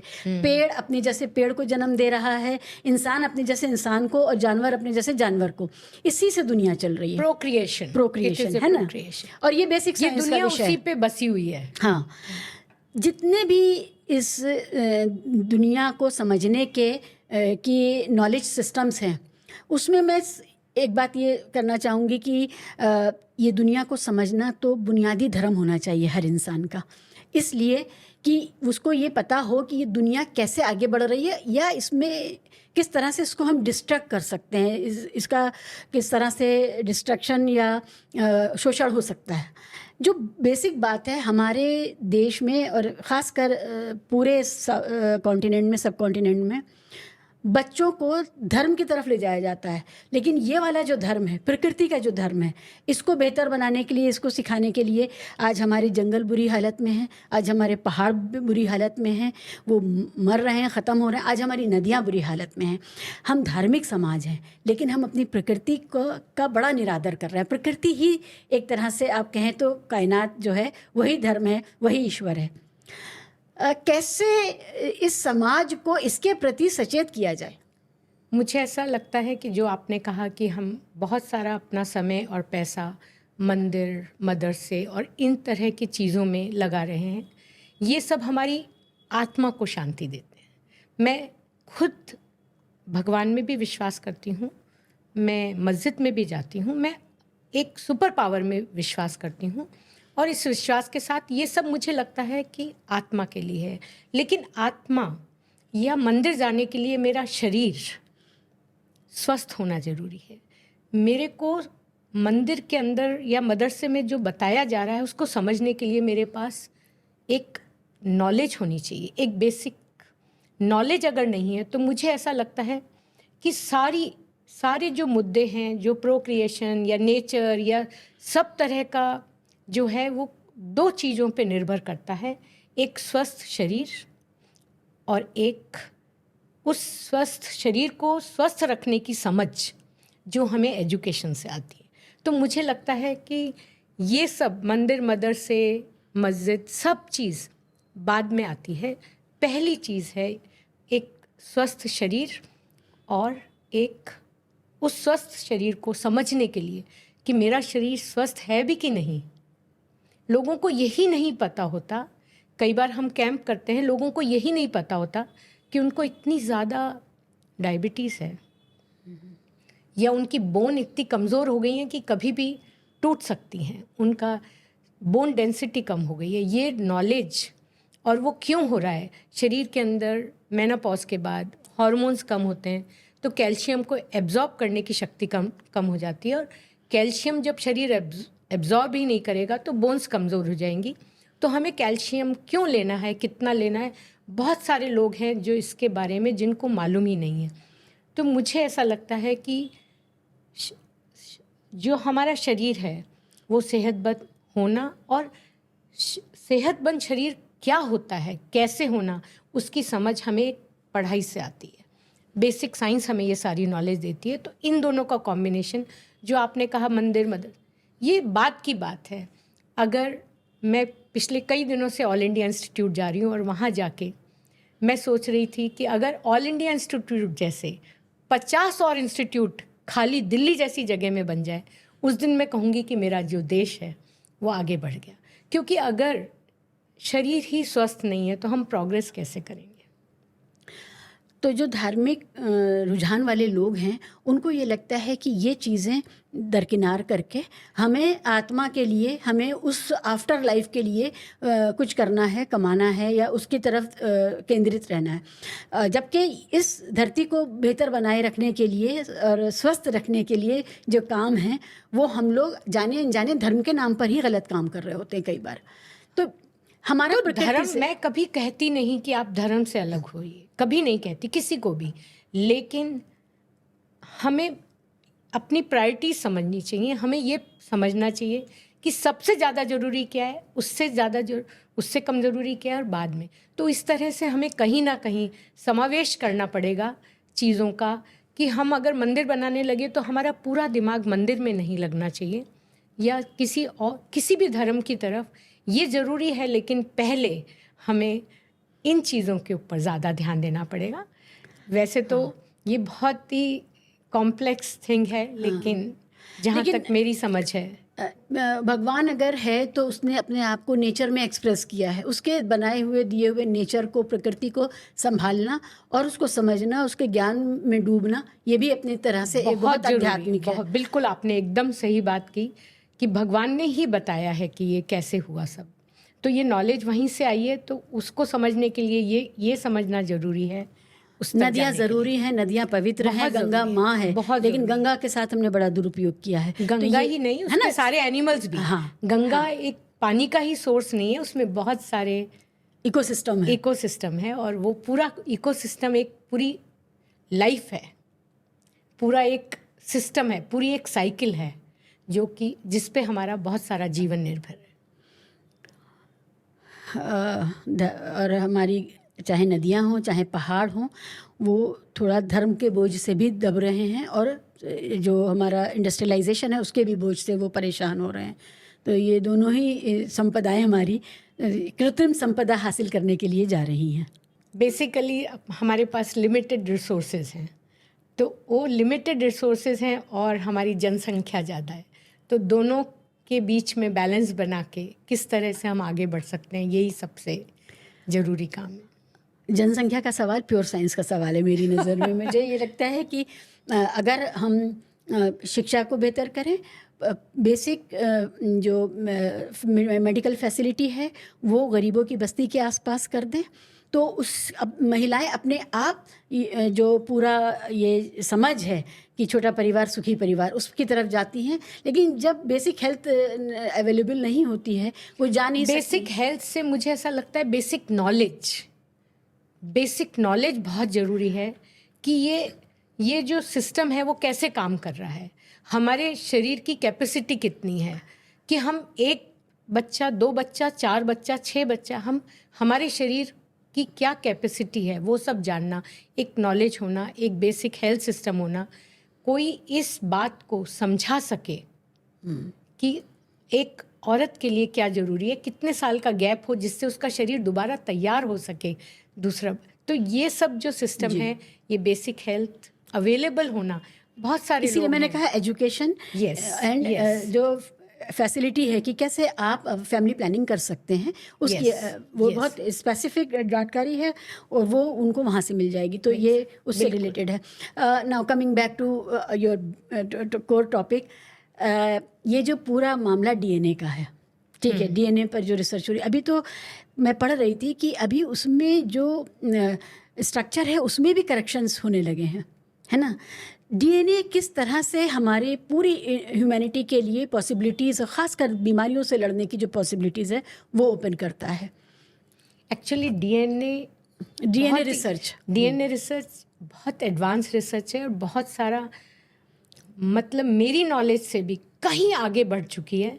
पहले लोग सिर्फ इसी की बात करते थे कि जो हमारे जो कैरेक्टर्स हैं वो जीन्स से आते हैं, लेकिन आजकल लोग कहते हैं कि जीन्स के ऊपर एनवायरनमेंट का इफ़ेक्ट होता है, डीएनए मिथाइलेट होता है। That means DNA methylation is a process where हमारा जो जेनेटिक मटेरियल, हम कहते थे कि जेनेटिक मटेरियल एक जनरेशन से दूसरी जनरेशन में जाता है, तो जेनेटिक मटेरियल तो जाता ही है, लेकिन साथ के साथ उस जेनेटिक मटेरियल को इफ़ेक्ट कर सकता है हमारा एनवायरनमेंट, यानी कि बाहर का जो हमारा खान पान, हमारा पॉल्यूशन लेवल, हमारी हर चीज़ जहाँ हम रहते हैं वो हमारे जीन्स को भी इफ़ेक्ट कर सकती है। और अगर वो चीज़ हमारे जीन्स को इफ़ेक्ट कर सकती है, हमारे डीएनए को इफ़ेक्ट कर सकती है, तो वो हम जो भी पॉल्यूशन से हमारे को कुछ हो रहा है वो हमारी अगली जनरेशन तक ट्रांसफ़र हो रहा है। तो आजकल साइंस इतनी आगे बढ़ गई है कि डीएनए तक ही नहीं रुकी है। डीएनए जो हमारे हेरिडिटरी के बेसिक टूल्स हैं उससे कहीं आगे चली गई है कि how now we know that how important is the food which we are taking, how important is the good environment where we live in, how important is the water which we drink in. So ये पूरी सभी चीज़ें मिला के हमारे genetic material को भी effect करती हैं, और वो जेनेटिक मटेरियल जो हम आगे की जनरेशन में पास करेंगे, यानी कि पूरा जेनेटिक मेकअप अफेक्टेड है हमारे एनवायरनमेंट से रिलेटेड है। हाँ, यानी कि अगर माँ बाप दोनों बहुत हेल्दी भी हैं, बहुत हृष्ट पुष्ट हैं, इसके बावजूद अगर उनका जो एनवायरनमेंट है, एक्सटर्नल फैक्टर्स हैं, ऑक्सीजन है और बाकी सी चीज़ें, खान पान है, पानी है, अडल्ट्रेशन वगैरह, अगर वो स्वस्थ नहीं है तो वो जो हमारी जेनेटिक सीक्वेंसिंग है वो उसको भी इफ़ेक्ट कर सकती है। बिल्कुल, आपने देखा होगा और महसूस भी किया होगा कि जो प्यूबर्टी थी, एक ज़माने में प्यूबर्टी की उम्र जो थी वो 15 साल थी। आजकल क्योंकि छोटे छोटे बच्चे नेट देखते हैं, फ़ोन के ऊपर सब तरह का कंटेंट देखते हैं, तरह तरह की बातें करते हैं, और खान पान में भी जो रिचनेस है खाने की, छोटे छोटे बच्चे मोटे हो रहे हैं। खान पान, ओबेसिटी, एक तरह से बच्चों की ओबेसिटी, प्लस वो क्या देखते हैं, ये सब मिला के जो हार्मोन्स के लेवल्स हैं वो जल्दी उम्र में ही ज़्यादा हो जाते हैं, और 9, 10, 11 साल की लड़कियां प्यूबर्टी पे पहुंच रही हैं, जो कि ठीक नहीं है आगे के लिए। क्यों ठीक नहीं है? क्योंकि जो हमारे शरीर में एग प्रोड्यूस होते हैं उनका नंबर जब एक लड़की अपनी माँ के वुम में होती है तभी डिसाइड हो जाता है, और वो हर महीने हमारे शरीर में 2 ओवरी होती हैं और हर महीने एक ओवरी से एक एग रिलीज़ होता है। तो वो उसका नंबर फिक्स है। तो जो लड़की 14-15 साल की उम्र में प्यूबर्टी पे आती थी, अब वो 9-10 साल की में, और पहले लड़कियों की शादी 21-22 में होती थी, आजकल 30 साल में होती है। तो 10 साल से लेके 30 साल की उम्र तक जो भी एग उस लड़की के ऑल्टरनेट मंथ में रिलीज हुए, they are not used for the fertilization, and they were of all of good quality. If this girl has some kind of a alcohol and other things, then the quality of egg also get affected. Even if mother has some bad habit, then also the quality of these eggs can affect. So 10 to 30 these eggs are not utilized. A girl wants to become a pregnant at the age of 32 or 34. सो आप imagine कीजिए कि कितने से ही egg बचे हैं जो कि possibility हैं। That's why so many girls are going for artificial IVF treatment. आप ये कह रही हैं कि एक तो ये लड़कियां पहले 4-5 साल पहले से अपने एग्स ज़ाया कर रही हैं क्योंकि they are hitting puberty before time, और ये उनकी गलती नहीं है, ये पूरा Yes. पूरा हमारा जो और फिर कल्चरल सोसाइटी है, एनवायरनमेंट है, Right. सब मिलके सालों साल में ये तो 5-6 साल आपने यहाँ वेस्ट कर दिए Yes, अपने yes. अपने ख़जाने को। फिर उसके बाद आपने लेट प्रेगनेंसी में आप गए, तो आपने जो बचा खुचा माल था अपना बचा कुचा तो नहीं, पर हाँ डेफिनेटली आपके पास बहुत ही प्रीशियस थोड़े से दिन, बिकॉज ये भी एक फैक्ट है कि मेनापॉज की जो एज है, because of the stress in the job, because of so many things, the menopause is also coming early. So अगर आपका मेनापॉज 41-42 पे आ रहा है, आप प्रेगनेंसी की एज को 35 तक ले जा रहे हैं, तो आपके पास बहुत ही छोटी विंडो रहती है जहाँ पे कि आप एक स्वस्थ शिशु को जन्म दे सकते हैं।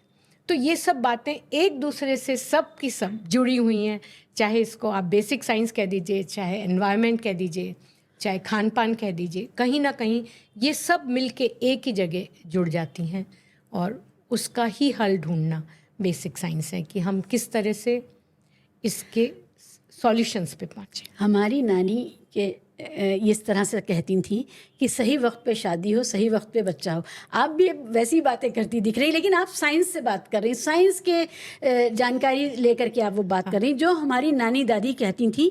और हमें लगता था ये रूढ़िवादी लोग हैं, इनको तो बस महिला की शादी करा के उससे बच्चा पैदा कराना है। नहीं, लेकिन उसका एक समय है जो प्रकृति ने तय किया। प्रकृति ने तय किया। आप प्रकृति से लड़ नहीं सकते, आप ही हार जाएंगे। आप ही हार जाएंगे, क्योंकि अगर किसी को भी, बिकॉज आप अगर जो चीज़ पॉसिबल ही नहीं है, आप अगर इतना लेट हो रहे हैं 34, ये सब आर्टिफिशियल IVF टेक्निक आई इसीलिए जगह जगह, क्योंकि हमने पहले अपने सिस्टम को ख़राब किया। तो हमें वहीं पे अगर इस तरह की, जैसे आपने कहा कि एक बेसिक हेल्थ केयर सिस्टम जहाँ पे इस तरह की सारी नॉलेज लड़कियों को जल्दी, क्योंकि मैं ये नहीं कहूँगी कि हमारा यूथ होशियार नहीं है, वो सब समझता है, लेकिन उसको रियलाइज़ करवाने की ज़रूरत है।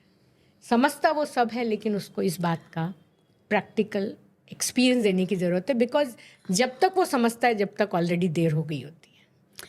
डॉक्टर साहब, आपका ये जो साइंस है, ये मुझे समाज के मुद्दों से की तरफ ले जा रहा है। क्यों? यहाँ पर अब नारीवाद आ जाएगा। लोग कहेंगे वाह जी वाह, लड़कियाँ पढ़ लिख रही हैं, इतना हाईली अचीव कर रही हैं, दुनिया जीत रही हैं, और आप कह रहे हैं कि नहीं नहीं, पहले बच्चा पैदा कर लो 25-26 की उम्र में कम से कम, जिससे कि। तो अब सवाल ये है कि जो वुमेन इमेंसिपेशन का सवाल है, in terms of career, in terms of achievement in material sense, ये सवाल दोनों एक दूसरे को मुँह बाए खड़े हैं, और पलड़ा किसी एक का भारी होगा जब भी आप चॉइस करेंगे, whenever you are going to choose between the two. अब लड़कियां क्या करें? क्योंकि लड़कियों पर भी अब ये बहुत बोझ है कि वो भी अच्छी सैलरी लाएं। आजकल जो मैट्रिमोनियल कॉलम्स हैं, अगर आप वहाँ देखें तो उसमें सबको वर्किंग बहू चाहिए, वर्किंग ब्राइड चाहिए। तो जो वर्किंग ब्राइड है, उस बच्चा तो उसी को पैदा करना है, चाहे कोई भी हो वो। तो वर्किंग ब्राइड अपने वर्क को प्रायोरिटाइज़ करे या अपनी फैमिली को प्रायोरिटाइज़ करे, और फिर उसके बाद ये दोष आ जाएगा लड़की के ऊपर कि ये तो अच्छी बहू नहीं है, या इसका करियर बेकार है, इसने अपना करियर ख़राब कर लिया बच्चों के लिए। तो कैसे बैलेंस करेंगी लड़कियाँ? एक्चुअली बैलेंस में मुझे ऐसा लगता है, बिकॉज आप मैं भी एक वुमेन हूँ, मैंने भी सारी ज़िंदगी नौकरी की है, बच्चे भी पैदा किए, तो मुझे कैसा लगता है ये जो इनसिक्योरिटी है कि अगर मैंने आज बच्चा पैदा किया, सपोज़ मेरे को 4 साल मैं ये नौकरी नहीं कर पाऊँगी, अगर उसके पहले मैंने 4-5 साल नौकरी की है तो बाकी बहुत सारे देशों में इस तरह का प्रोविज़न है कि आपको आधी सैलरी उस पीरियड में मिलेगी जिसमें कि आप घर रह के अपने बच्चे की देखरेख करना चाहती हैं। मैं शर्तिया आपको बता सकती हूँ, अगर हिंदुस्तान में भी इस तरह का कोई प्रोविज़न हो कि आप चाइल्ड केयर लीव, बहुत सारा सरकार दे रही है, चाइल्ड केयर लीव दे रही है, मैटरनिटी दे रही है, अभी तक हमारे यहाँ पैटर्निटी का उतना नहीं है, लेकिन सब तरह से सरकार देख रही है, लेकिन फिर भी हम बहुत दूर हैं एक्चुअल से। उससे हमें 2 फ़ायदे हो सकते हैं। एक तो ये कि अगर आज मुझे 5 साल की चाइल्ड केयर लीव मिलती है तो जो बाकी लोग हैं जो जॉब की लाइन में हैं उनको वो 5 साल की जॉब मिल सकती है, और मुझे बिना स्ट्रेस फ्री अगर मुझे आधी या 40% भी सैलरी मिलती है तो मैं, बहुत सारी औरतें चाहेंगी कि वो मदरहुड को 3-4 साल का गैप दे सकें, काम कर सकें, घर में रह के कुछ थोड़ा बहुत जो भी है, और अगर मुझे ये गारंटी हो कि मुझे दोबारा जॉब मिलेगी। मेजॉरिटी ऑफ द टाइम ऐसा कोई प्रोविज़न नहीं है कि अगर मैं 5 साल की बीच में गैप लेना चाहूँ। हमारे देश में पढ़े लिखे इंसानों की कोई कमी नहीं है। अगर आज मैं ब्रेक लेती हूँ तो मेरे बदले में 10 लोग ऐसे हैं जो कि। प्रोफेसर साहब, आप जो बात कर रही हैं वो तो सरकारी नौकरी की, जो कॉरपोरेट में लड़कियां काम कर रही हैं उनका क्या, और वो लड़कियां जो 26-27 साल तक अटेम्प्ट कर रही हैं अपने इंजीनियरिंग के लिए, मेडिकल के लिए या किसी और चीज़ के लिए, जो अभी ज़िंदगी की उस बस पे चढ़ी ही नहीं जिसको कहते हैं कि अब वो उनके पास जॉब आ गई है तो अब वो सोचें परिवार बनाने के बारे में। तो ऐसी लड़कियां जो 25, 26, 27 साल तक कोशिश कर रही हैं और मतलब उनको मिल भी गया, अगर उन्होंने क्वालिफाई भी कर लिया, क्वालिफाइंग एग्ज़ाम भी पास कर लिया है, तो जॉब नहीं मिल रही है, वो जॉब ढूंढ रही है। तो जो बच्चे, जो नौजवान हमारे 27, 28, 29, 30 साल तक जॉब ढूंढ रहे हैं, उनको कौन सी सिक्योरिटी है, वो कैसे बच्चा पैदा करें समय पर? तो सारा मुद्दा कहाँ पे आ रहा है, फिर से इसी बात पे आ रहा है कि किसी तरह जॉब क्रिएट होनी चाहिए जिससे कि आपको पढ़ लिख के भी जॉब की क्यू में खड़े ना रहना पड़े, कम से कम पूरा नहीं तो। कौन करेगा जॉब क्रिएट, किसकी जिम्मेदारी है बताइए? ज़्यादातर तो ये सरकार की है, लेकिन ये कंपनियों की भी है और खुद की भी है। आजकल सरकार बहुत ज़्यादा इस पे भी ध्यान दे रही है कि आप अपना छोटा मोटा कोई काम घर पे चालू कर सकें। उसके लिए वुमेन के लिए स्पेशल लोन्स हैं, स्पेशल फंड्स हैं, which you can have your own. हम और आप वाइल्ड लाइफ इंस्टीट्यूट में एक महिला से मिले थे जिसने कि घर में ही जैम और उसकी फैक्ट्री डाली है, और आज वो फैक्ट्री कई करोड़ों की है। तो इस तरह से कहीं ना कहीं तो इस बात का सॉल्यूशन और बैलेंस निकालना पड़ेगा, क्योंकि प्रकृति तो ये नहीं कहती कि बच्चे ना पैदा हों। आज की दुनिया में जो निजी जीवन में आकांक्षाएं हैं वो बहुत आगे जा चुकी हैं हमारे नौजवानों की। उन्हें बहुत कुछ मटेरियल चीज़ें ज़रूरी लगती हैं जिनके बिना वो जी नहीं सकते, ऐसा हो गया है। वो सब पैसे से आती हैं। सब पैसा मियाँ बीवी दोनों मिलके कमाएंगे, क्योंकि उनको ज़रूरत ही उन्होंने इतनी बना ली है। अब जब दोनों मिलके कमाएंगे, दोनों कॉरपोरेट जॉब्स में होंगे, कौन 5 साल मदरहुड के लिए कौन सा कॉरपोरेट देने वाला है 50%, 40% सैलरी? सवाल ये है, नारीवादियों का भी एक सवाल है इसमें कि लड़कियां काम को तवज्जो दें या समाज में नए मनुष्य को लाने में अपनी पूरी तवज्जो दें। क्या करें लड़कियां? वेयर इज़ द बैलेंस कि वो उनका अपना बैंक अकाउंट में पैसा आना ज़रूरी है या समाज को देने के लिए अच्छे नागरिक और अच्छे इंसान पैदा करना ज़रूरी है? क्या है ये? लेकिन ये सवाल तो आज का नहीं है, ये तो सदियों से चला आ रहा है। सदियों से नौकरियां तो नहीं कर रही थी, सदियों से लड़कियां नौकरी नहीं करती थी। वही मैं आपको बताना चाह रही हूँ, फिर भी गृहस्थी चलती थी। पहले और अभी में क्या फ़र्क हो गया है? आज का यूथ क्या चाहता है? उनका सेटलमेंट है कि एक मकान, एक कार, पूरा घर सजा हुआ हो, वो उसको सेटलमेंट मानते हैं। पहले ऐसा नहीं था। पहले सेटलमेंट उसको मानते थे कि आपने शादी की, आपके 2 बच्चे हुए, आपका घर परिवार सेट हो गया। दोनों बातों में फ़र्क है। तो ये तो आपको सोचना पड़ेगा कि आपको कार, गाड़ी, मकान चाहिए कि आपको एक घर चाहिए जिसमें आपके 2 बच्चे हों। हो सकता है वो घर आपका ना हो, किराए का हो। तो ये तो आपको सोचना पड़ेगा। आज का हर यूथ क्यों 35 साल तक आगे जाता है एक भी बच्चा पैदा करने के लिए? क्योंकि वो 35 साल तक पैसे कमाता है, पैसे कमाता है और पैसे कमा के घर, मकान, गाड़ी सब होने के बाद वो बच्चे की सोचता है। तो ये तो सोच की बात है। आप किस सोच की तरफ आगे बढ़ना चाहते हैं, उसी के हिसाब से इस बात का जवाब है। इसका कोई और जवाब हो ही नहीं सकता। क्योंकि आपने बायोलॉजी से बात समझाई है कि आप जब अपनी नानी के पेट में थी तब तय हो गया था कि कितने सेल्स हैं आपके पास, राइट? एग्स कितने हैं? माँ के पेट में जब बच्ची, लड़की, हाँ, जब बच्ची बन रही होती है, फीटल बन रहा होता है, तभी कितने एग उसके होंगे वो तभी तय हो जाता है। अब इसमें तो आप बहस कर नहीं सकते, इसमें तो कोई नारीवाद या आधुनिकता चलेगी नहीं। ये तो हो गया, ये तो हो गया, वहाँ से तय हो गया। ये तो हो गया। अब जब ये हो गया तो यहाँ से अब महिलाओं का रोल समाज में कैसे आइडियल हो? आपके यही तो मैंने कहा, इसमें तो थोड़ा सा तो सबको ये एक बच्चे, हेल्दी बच्चे होना और टाइम पे होना, ये एक अकेले इंसान की ज़रूरत नहीं है, ये पूरे देश की ज़रूरत है।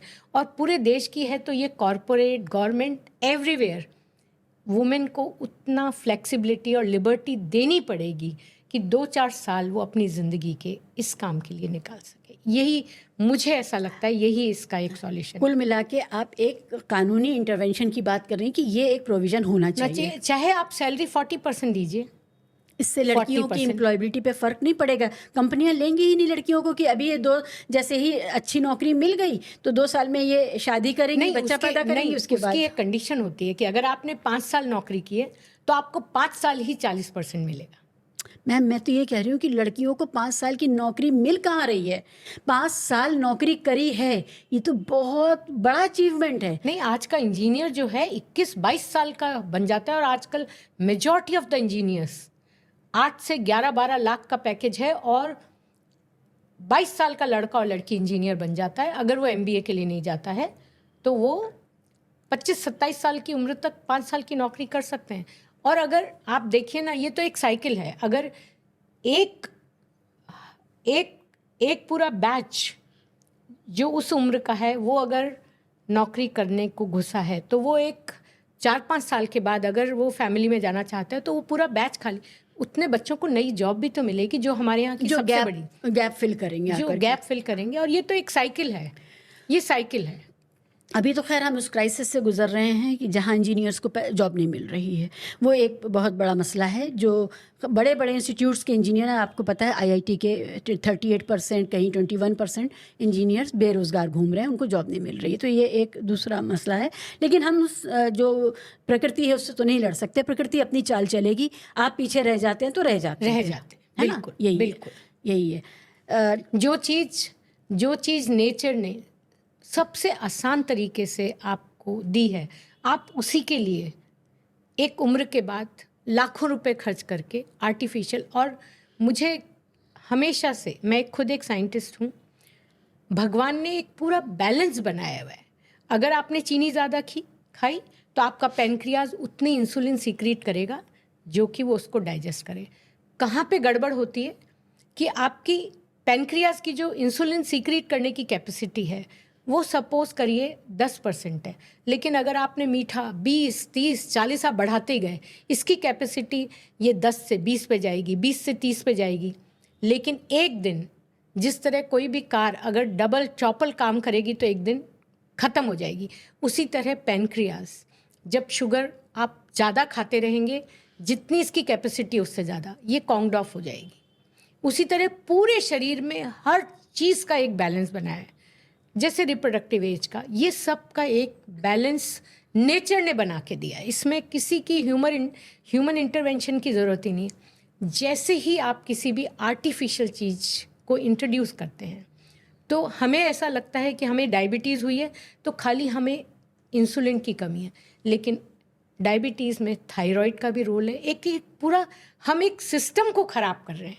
तो ये तो सोचने की बात है कि आप आर्टिफिशियल इंटरवेंशन दे के अपने पूरे शरीर को ख़राब करना चाहते हैं, या नेचर के साथ चल के, जो नेचर ने, भगवान ने एक समावेश दिया है पूरा की पूरा, हम उसके ऊपर चलना चाहते हैं। ये तो सोचने की बात है। बहुत ज़रूरी है कि हम थॉटफुल लिविंग की तरफ जाएं। हम देखें कि हम क्या खा रहे हैं, हम देखें कि हम कितना चल फिर रहे हैं, जो खाया है उसको गला रहे हैं। हाँ, बिल्कुल। तो बैलेंस, हाँ, एक होम्योस्टैटिक सिस्टम है जो नेचर ने हमें दिया है, हम उसको डिस्टर्ब ना करें। हम डायबिटिक कैपिटल हैं दुनिया में, हमारे यहाँ सबसे ज़्यादा डायबिटीज़ है। और एक समाज जहाँ बहुत, जिसने भूख देखी है और जिसने फूड इनसिक्योरिटी देखी है, उसका रिश्ता खाने के साथ हेल्दी नहीं होता, उसका रिश्ता खाने के साथ होर्डिंग का होता है। वो होर्ड करने लगते हैं वो लोग, जिनको ये इनसिक्योरिटी जिन्होंने देखी है, कहत, अकाल, भुखमरी, गरीबी, ये सब, तो वो उनको नहीं पता कि अगले वक्त का खाना उनके जेनेटिक मेकअप का हिस्सा होता है। ये जो मन में बसी हुई भूख है, उस भूख की वजह से वो ज़रूरत से ज़्यादा खाते हैं, ये सोच करके कि अगले वक्त पता नहीं मिलेगा या नहीं मिलेगा। उसको कहते हैं एक फेमाइन माइंडसेट। उसका मतलब ये है कि अगर मुझे अभी मिल रहा है तो जल्दी से खा लो, कल मिले ना मिले। हाँ। तो वो फेमाइन हमारे देश में बहुत पढ़े हैं, और उसके पीछे साइंस और हिस्ट्री है, इवोल्यूशन की हिस्ट्री है। हमारे देश में बहुत सारे ऐसे समय आया है कि जब लोगों को खाने को नहीं मिला, तो उसकी वजह से हमारी बॉडी इस मोड में है कि जब मिले तो जो हमारी ज़रूरत है उससे ज़्यादा खा लो, और वो ज़्यादा खाने से ही हमारा जो सिस्टम है वो धीरे धीरे खराब। हाँ, जैसे पैसा हम जमा करके रखते हैं बुरे वक्त के लिए, खाना भी हम अपने शरीर में जमा करने लगते हैं। ये लेकिन हम ज़्यादा जमा करेंगे तो हम बीमारी की तरफ। राइट। तो ये एक साइकोलॉजिकल मामला है, इसको इस तरह से भी डील किया जा सकता है। साइकोलॉजिस्ट का इसमें बहुत बड़ा रोल हो सकता है ऐसी सोसाइटीज़ में। डॉक्टर साहब, मुझे बताइए, आप जिस काम में लगी हैं, आपका जो रिसर्च है वो क्या है? एक्चुअली अगर आप मेरी रिसर्च पूछेंगे तो सबसे पहले मैं आपको ये बताऊंगी कि मेरी रिसर्च का ह्यूमन से अलग, मैं बिकॉज एक एनिमल साइंटिस्ट हूँ, तो मैंने पूरी ज़िंदगी अपनी, कुछ समय में part of my work is in developmental biology and part of my work is to understand the role of neuropeptide. Neuropeptides are the small molecules which have multiple role in our body. एक जो peptide है, उसका peptide is a part of the protein, they have multiple functions. So one peptide has multiple function, और basically मैं 2 peptides पे काम करती हूँ। न्यूरोपेप्टाइड वाई जिसका खाने से संबंध है ज़्यादातर, और कार्ट जिसका रिप्रोडक्शन, मेटाबॉलिज्म एंड स्ट्रेस, बहुत सारी चीज़ों में मल्टीपल फंक्शन है। ये जो दोनों मॉलिक्यूल्स हैं, मैं इन पे काम करती हूँ। और जैसे कि मैंने आपको कहा कि basic science is to understand the nature. हम रात को, दिन को जब कभी एनिमल कलेक्ट करने गए तो हमने क्या देखा कि कुछ स्पीसीज़ जो फ्रॉग की हैं वो रात ही को क्रॉक कर रही हैं। तो हमने ये सोचा कि ये रात को क्यों, how they know that it is dark and we have to croak now, and it is why a frog calling is a mating call. The male invite the female for mating. They are all basic nature things. So हमने वहाँ से हमारे दिमाग में आया, क्या रात में और दिन में ये जो पेप्टाइड्स हैं, क्या ये दिन और रात में अलग अलग होते हैं? क्योंकि अगर इनका काम रिप्रोडक्शन से रिलेटेड है और रिप्रोडक्शन से रिलेटेड एक्टिविटी रात को हो रही है, तो ज़रूर इनका दिन और रात में। तो हमने शुरुआत की ये देखने के अंदर कि ये जो मॉलिक्यूल्स हैं, मैं ब्रेन पे काम करती हूँ, और मैंने ब्रेन के अंदर देखा कि दिन के दोपहर के 12 बजे और रात के 12 बजे ये क्या सेम है या अलग अलग हैं। और हमने ये देखा कि ये अलग अलग हैं। ब्रेन अलग अलग, ये हमें ब्रेन में अलग अलग जगह ये पता है कि ये जो एरिया है ब्रेन का वो रिप्रोडक्शन के लिए ज़रूरी है, ये एरिया खाने के लिए है। पूरे हमारे ब्रेन में सर्किट बनी हुई हैं अलग अलग कामों के लिए। तो हमने ये देखा कि रात के समय में अगर वो एनिमल रिप्रोडक्टिव एक्टिविटी करता है तो जो रिप्रोडक्टिव एरियाज़ हैं उसमें ये पेप्टाइड्स के लेवल्स हाई हो रहे हैं। पीनियल ग्लैंड जो कि एनवायरनमेंट की इंफॉर्मेशन लेती है, एनवायरनमेंट की इंफॉर्मेशन, इसका मतलब ये हुआ कि अगर वो एनिमल को रात को रिप्रोड्यूस करना है तो सबसे पहले बाहर से लाइट उसकी पीनियल में जाके उसको बताती है कि रात हो गई, ये टेम्परेचर है। सारे जो हमारे सेंसिटिव एरियाज़ हैं वो इन्फॉर्मेशन ब्रेन को देते हैं कि टेम्परेचर इतना है, अंधेरा है, ये है। ये सब कंडीशन रिप्रोडक्शन के लिए ऑप्टिमल है। तब ब्रेन जहाँ पीनियल से मैसेज देता है उन सेंटर्स को जो कि रिप्रोडक्शन के लिए रिस्पॉन्सिबल है। We have vocal centre in the brain and वो vocal centre get activated and animal start croaking in the night and it's called the female and the mating. So this is how nature and the body is connected with each other. How the bodily activities are related and how they control everything. कि ये activity रात को होनी है, ये दिन में होनी है, कितना खाना खाना है, ये सब। तो मेरा काम इन्हीं चीज़ों पे है कि ये जो पेप्टाइड हैं इनके क्या क्या रोल हैं। अब आप हो सकता है मुझसे ये पूछें कि ये फ्रॉग का हमारे से क्या संबंध है, लेकिन जो काम मैं फ्रॉग पे कर सकती हूँ वो मैं ह्यूमंस पे तो नहीं कर सकती। मैं उनके ब्रेन तो नहीं काट सकती। फ्रॉग के ब्रेन को भी काटना कोई एनिमल एथिक्स कमेटी के हिसाब से सही नहीं है, लेकिन अगर मुझे ह्यूमन के वेलफेयर तक कोई बेसिक साइंस के जवाब देने हैं तो मुझे कहीं ना कहीं तो एक्सपेरिमेंट करके देखना पड़ेगा कि ये मॉलिक्यूल्स कहाँ हैं, ये क्या कर रहे हैं, ये कब वोकल सेंटर को एक्टिवेट कर रहे हैं, कब रिप्रोडक्टिव सेंटर को एक्टिवेट कर रहे हैं, और जब ये रिप्रोडक्टिव सेंटर को एक्टिवेट कर रहे हैं तो क्या तब रिप्रोडक्शन की एक्टिविटी हो रही है। ये सब to understand the basic science मैं ये मोटे तौर पे आपको बता रही हूँ, क्योंकि अगर मैं एक एक अपना पेपर और एक एक आर्टिकल बताऊँगी तो शायद बहुत समय लगेगा, बट ये मेरी बेसिक साइंस यानी है। कई हजार साल पहले हमारे पुरखे रात की एक्टिविटीज़ और दिन की एक्टिविटीज़ में जो डिफ्रेंशिएट करके गए वो प्रकृति से आया। हाँ। और इसलिए वो हमारे कल्चर का हिस्सा बना। प्रकृति हमारा कल्चर निर्धारित करती है। हाँ, और प्रकृति से हमारी शरीर पे किस तरह से आपस में समावेश है, कनेक्टिविटी है, ये खाली ऑब्जर्वेशन नहीं है, ये पूरी एक साइंस है। पूरी हमारी आँखों से लाइट हमारे ब्रेन में जाती है। हमारे पास लाइट सेंसिटिव सेल्स हैं ब्रेन में जो कि उसको रिसीव करती हैं, और उस मैसेज को सिर्फ रिसीव ही नहीं करती, उसको जैसे टेलीफोन एक्सचेंज में इंफॉर्मेशन प्रोसेस होती है वैसे वहाँ इंफॉर्मेशन प्रोसेस होती है, और वो ब्रेन के अलग अलग सेंटर्स में जाती है, और हर ब्रेन के अलग अलग सेंटर में जाके वो जिस सिस्टम का जो काम होता है वहाँ तक इंफॉर्मेशन देती है, और पूरा हमारी बॉडी की साइकिल चलती है। तो भैया रात वाले काम रात में करो, दिन वाले काम दिन में करो, ये साइंस है, ये प्रकृति है, ये कोई दकियानुसी बात नहीं है। दकियानुसी नहीं है। आप सुबह 7 आपने, अगर मुझे नहीं मालूम आपको अंदाजा है कि नहीं, अगर आप एक ही कमरे में सोते हैं और वहाँ एक ही जगह से लाइट आती है तो आप करीब करीब एक ही टाइम पे हर रोज़ आपकी आँख खुलेगी, अनलेस एंड अनटिल आप पर्दे डाल दें। अगर आप नेचर से कनेक्टेड हैं और लाइट आती है कमरे में तो आप हर रोज़ अगर 7 बजे उठते हैं तो 7 बजे ही उठेंगे। तो ये वो जो लाइट है जो ब्रेन को जा रही है, पीनियल को जा रही है, जिसको हम सर्केडियन साइकिल बोलते हैं, उससे हमारी पूरी बॉडी, उससे हमारी पूरी एक्टिविटीज़ उससे कनेक्ट है। ये तो आजकल हम लोग रात रात भर जाग रहे हैं और ये सब हम इसको ख़राब कर रहे हैं। ये सब हम फिर आप नेचर से दूर जा रही हैं।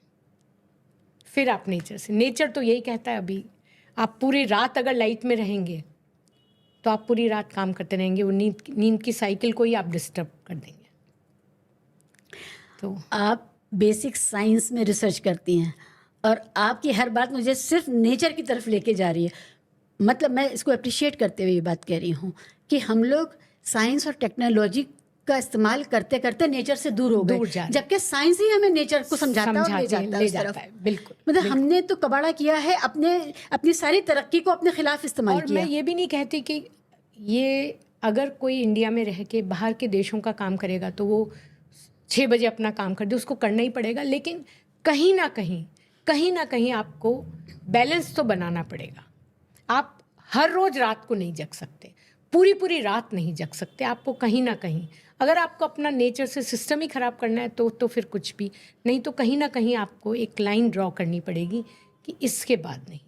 कुछ लोग कहते हैं कि I am a nocturnal person, मेरी तो ज्ञान चक्षु रात में ही खुलते हैं, मुझे पढ़ाई करनी है तो रात में ही करनी है, मुझे रात में मैं ज़्यादा चाक चौबंद हो जाता हूँ। तो वो ये सब क्या होता है? आपने उस तरह से अपनी आदत को आपने ये एक्वायर्ड बिहेवियर एक्वायर्ड है, ये एक्वायर्ड है, ये हैबिट रिलेटेड है और gradually body get adopted to it. अच्छा, तो निशाचरों के लिए ये सूचना है? आप निशाचर के लिए भी कह सकती हैं, जैसे खाना है, कुछ लोग 1 रोटी खाते हैं, कुछ लोग कहते हैं मैं तो 10 खा सकता हूँ, मैं तो 20 गुलाब जामुन खा सकता हूँ। तो उन्होंने खा के उसको हैबिट बना के वो अपनी कैपेसिटी, इट्स अब्यूज, अपनी उसी तरह से है नींद, खाना, सब एक के पीछे एक तो है। जो निशाचर मनुष्य हैं, और मेरे लिए भी है ये, कि वो अपने आप को सुधारें प्रकृति और साइंस के हिसाब से। प्रकृति और साइंस एक जगह है, हम ही उसको डिस्टर्ब करके अलग अलग कर रहे हैं। डॉक्टर साहब, ये अक्सर साइंटिस्ट लोग भार्गव क्यों होते हैं? आप भी भार्गव हैं, क्या कनेक्शन है? मजाक। हाँ नहीं, ये मजाक है, ऐसा नहीं है कि भार्गव होते हैं। बहुत बड़े बड़े साइंटिस्ट हैं जो भार्गव नहीं हैं तो इसलिए इसका it was in lighter vein. क्योंकि हमें तो वो स्वदेश से भार्गव साइंटिस्ट का ध्यान आता है। शाहरुख खान वॉज अ भार्गव, फिर वो बहुत बड़े बड़े साइंटिस्ट भी भार्गव में हैं, जिन्होंने नासा में थे और इवन अपने हैदराबाद के इंस्टीट्यूट में थे, लेकिन बिना भार्गव भी बहुत बड़े बड़े scientist. It was just a joke.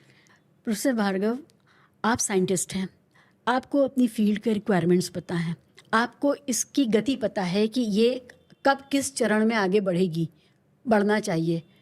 क्या आपकी डिसीजन मेकिंग इंडिपेंडेंट है, या आप एक ब्यूरोक्रेसी को फेस करती हैं, जैसे बाकी सब जगह भी ब्यूरोक्रेसी को लोग फेस करते हैं, लेकिन क्योंकि आपका जो फील्ड है वो बहुत सेंसिटिव है, उसमें आप बेहतर जानती हैं, ब्यूरोक्रेसी नहीं जानती। जो आईएएस ऑफिसर आया है, आईआरएस ऑफिसर आया है, वो कोई फाइल रोक देगा, आपका कोई चीज़ ऐसी कर देगा, तो उससे आपको लगता है कि ये इंडिपेंडेंट होना चाहिए? आपके यहाँ टेक्नोक्रेट्स होने चाहिए?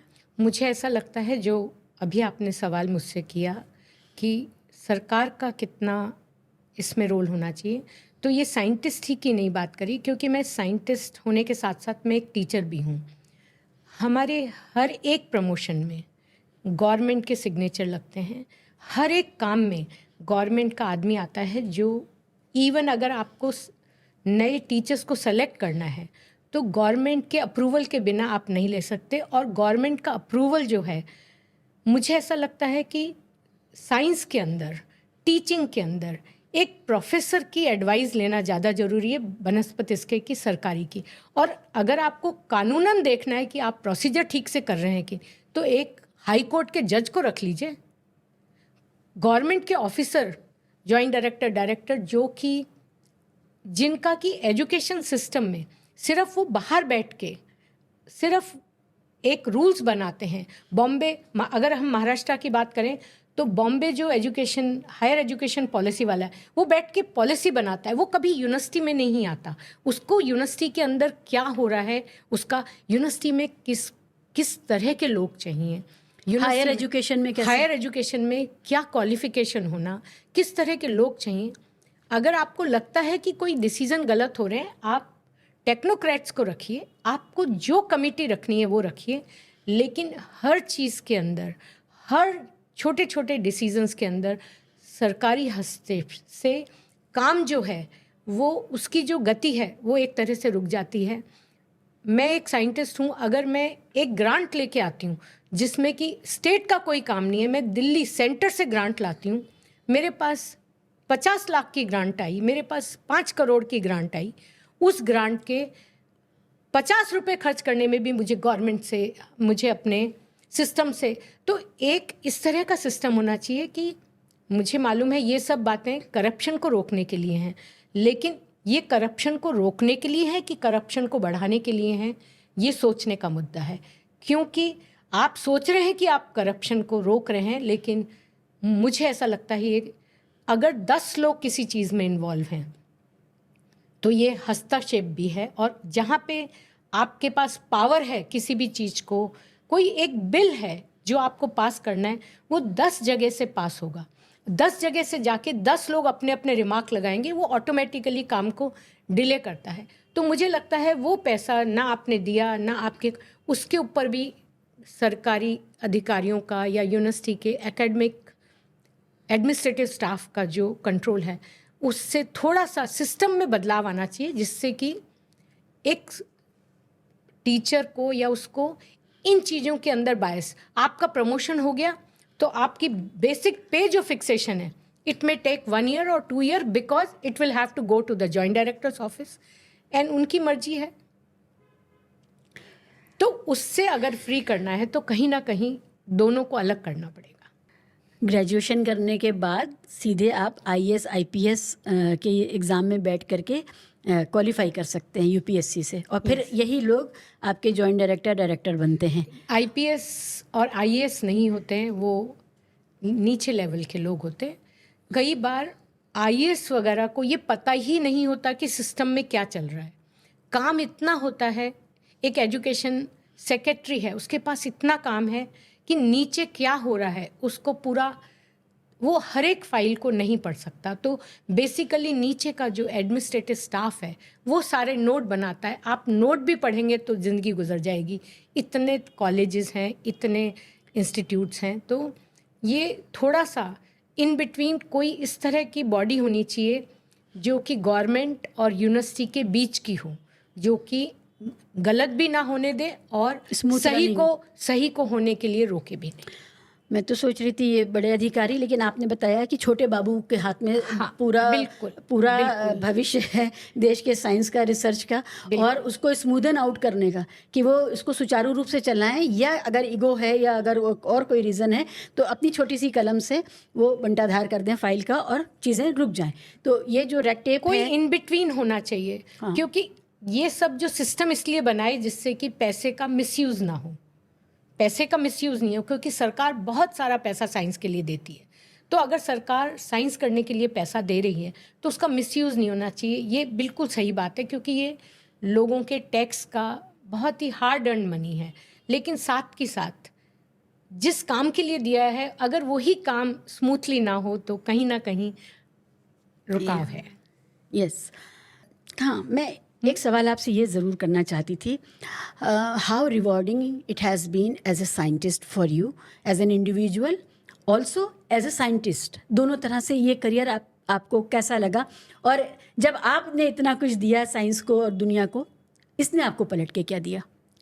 सबसे पहले मैं अपने ऊपर आने के पहले, आपने मुझसे कहा कि आप कुछ कहना चाहेंगी, तो मैं एक बहुत ज़रूरी बात, मुझे नहीं मालूम ये मेरी आवाज़, ये मेरी बात कहाँ जाएगी और किसके पास जाएगी, लेकिन मुझे सबसे बड़ा अफसोस इस बात का है कि हमारे पास इतने अच्छे पढ़े लिखे साइंटिस्ट हैं। मैं सबकी बात नहीं करती, अगर मैं कहती हूँ 10% भी अच्छे हैं तो मेरे को सिर्फ ये मैसेज आज देना पड़ेगा।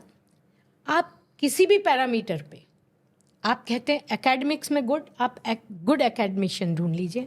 आप कहते हैं अच्छा रिसर्चर, आपके जो क्राइटेरिया हैं इंटरनेशनल स्टैंडर्ड है, आपके खुद के नेशन के स्टैंडर्ड हैं।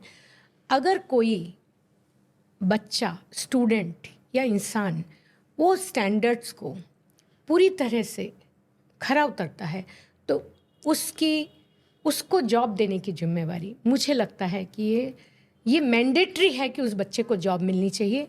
क्योंकि अगर एक वेल क्वालिफाइड बच्चे को जॉब नहीं है तो वो बच्चा ये मैसेज दे रहा है 100 और को कि मेहनत करने से, पढ़ाई करने से, पेपर करने से कोई फ़ायदा नहीं है अगर जॉब ही नहीं है। ब्रिलियंट स्टूडेंट्स को जॉब नहीं मिल रही? ब्रिलियंट स्टूडेंट्स को जो बेसिक साइंस कर रहे हैं, हमारे देश में बहुत ज़्यादा साइंस के अच्छे इंस्टीट्यूट भी कम हैं, और यूनिवर्सिटीज़ और जो प्राइवेट कॉलेजेस और यूनिवर्सिटीज़ हैं वहाँ पे including government there is lot of money which is involve. So अगर मनी इन्वॉल्वमेंट क्यों है? क्योंकि अगर हमारे पास 1000 क्वालिफाइड बच्चे हैं तो जो हमारे पास नौकरी है वो सिर्फ 2 और 4 है। आप कह रही मनी इन्वॉल्वमेंट, यानी कि ये रिश्वत की बात कर रही हैं? यस। और क्योंकि जो रेशियो है जॉब अवेलेबिलिटी और number of qualified students, it is such a 20-20 साल तक यूनिवर्सिटी और कॉलेजेस में कभी कभी नौकरी नहीं निकलती, 10 साल तक नौकरी नहीं निकलती। लोग रिटायर होते रहते हैं, तो हम एक तरह से बच्चों का नुकसान कर रहे हैं क्योंकि नए अपॉइंटमेंट नहीं हो रहे हैं। तो नेचुरली अगर आपको 10 टीचर्स की ज़रूरत है, वहाँ हमारे 4 ही टीचर्स काम कर रहे हैं, वो एक नुकसान है। और दूसरा नुकसान ये है कि जो हमारे क्वालिफाइड बच्चे हैं उनको नौकरी नहीं मिल रही। तो कहीं ना कहीं सीरियसली इस बात को देखना पड़ेगा। और हो सकता है कुछ लोग ये कहें कि ये जो 1000 बच्चे हैं ये पूरी तरह से, क्योंकि इतने सारे प्राइवेट इंस्टीट्यूट खुल गए हैं कि हर बच्चा ही क्वालिफाइड है।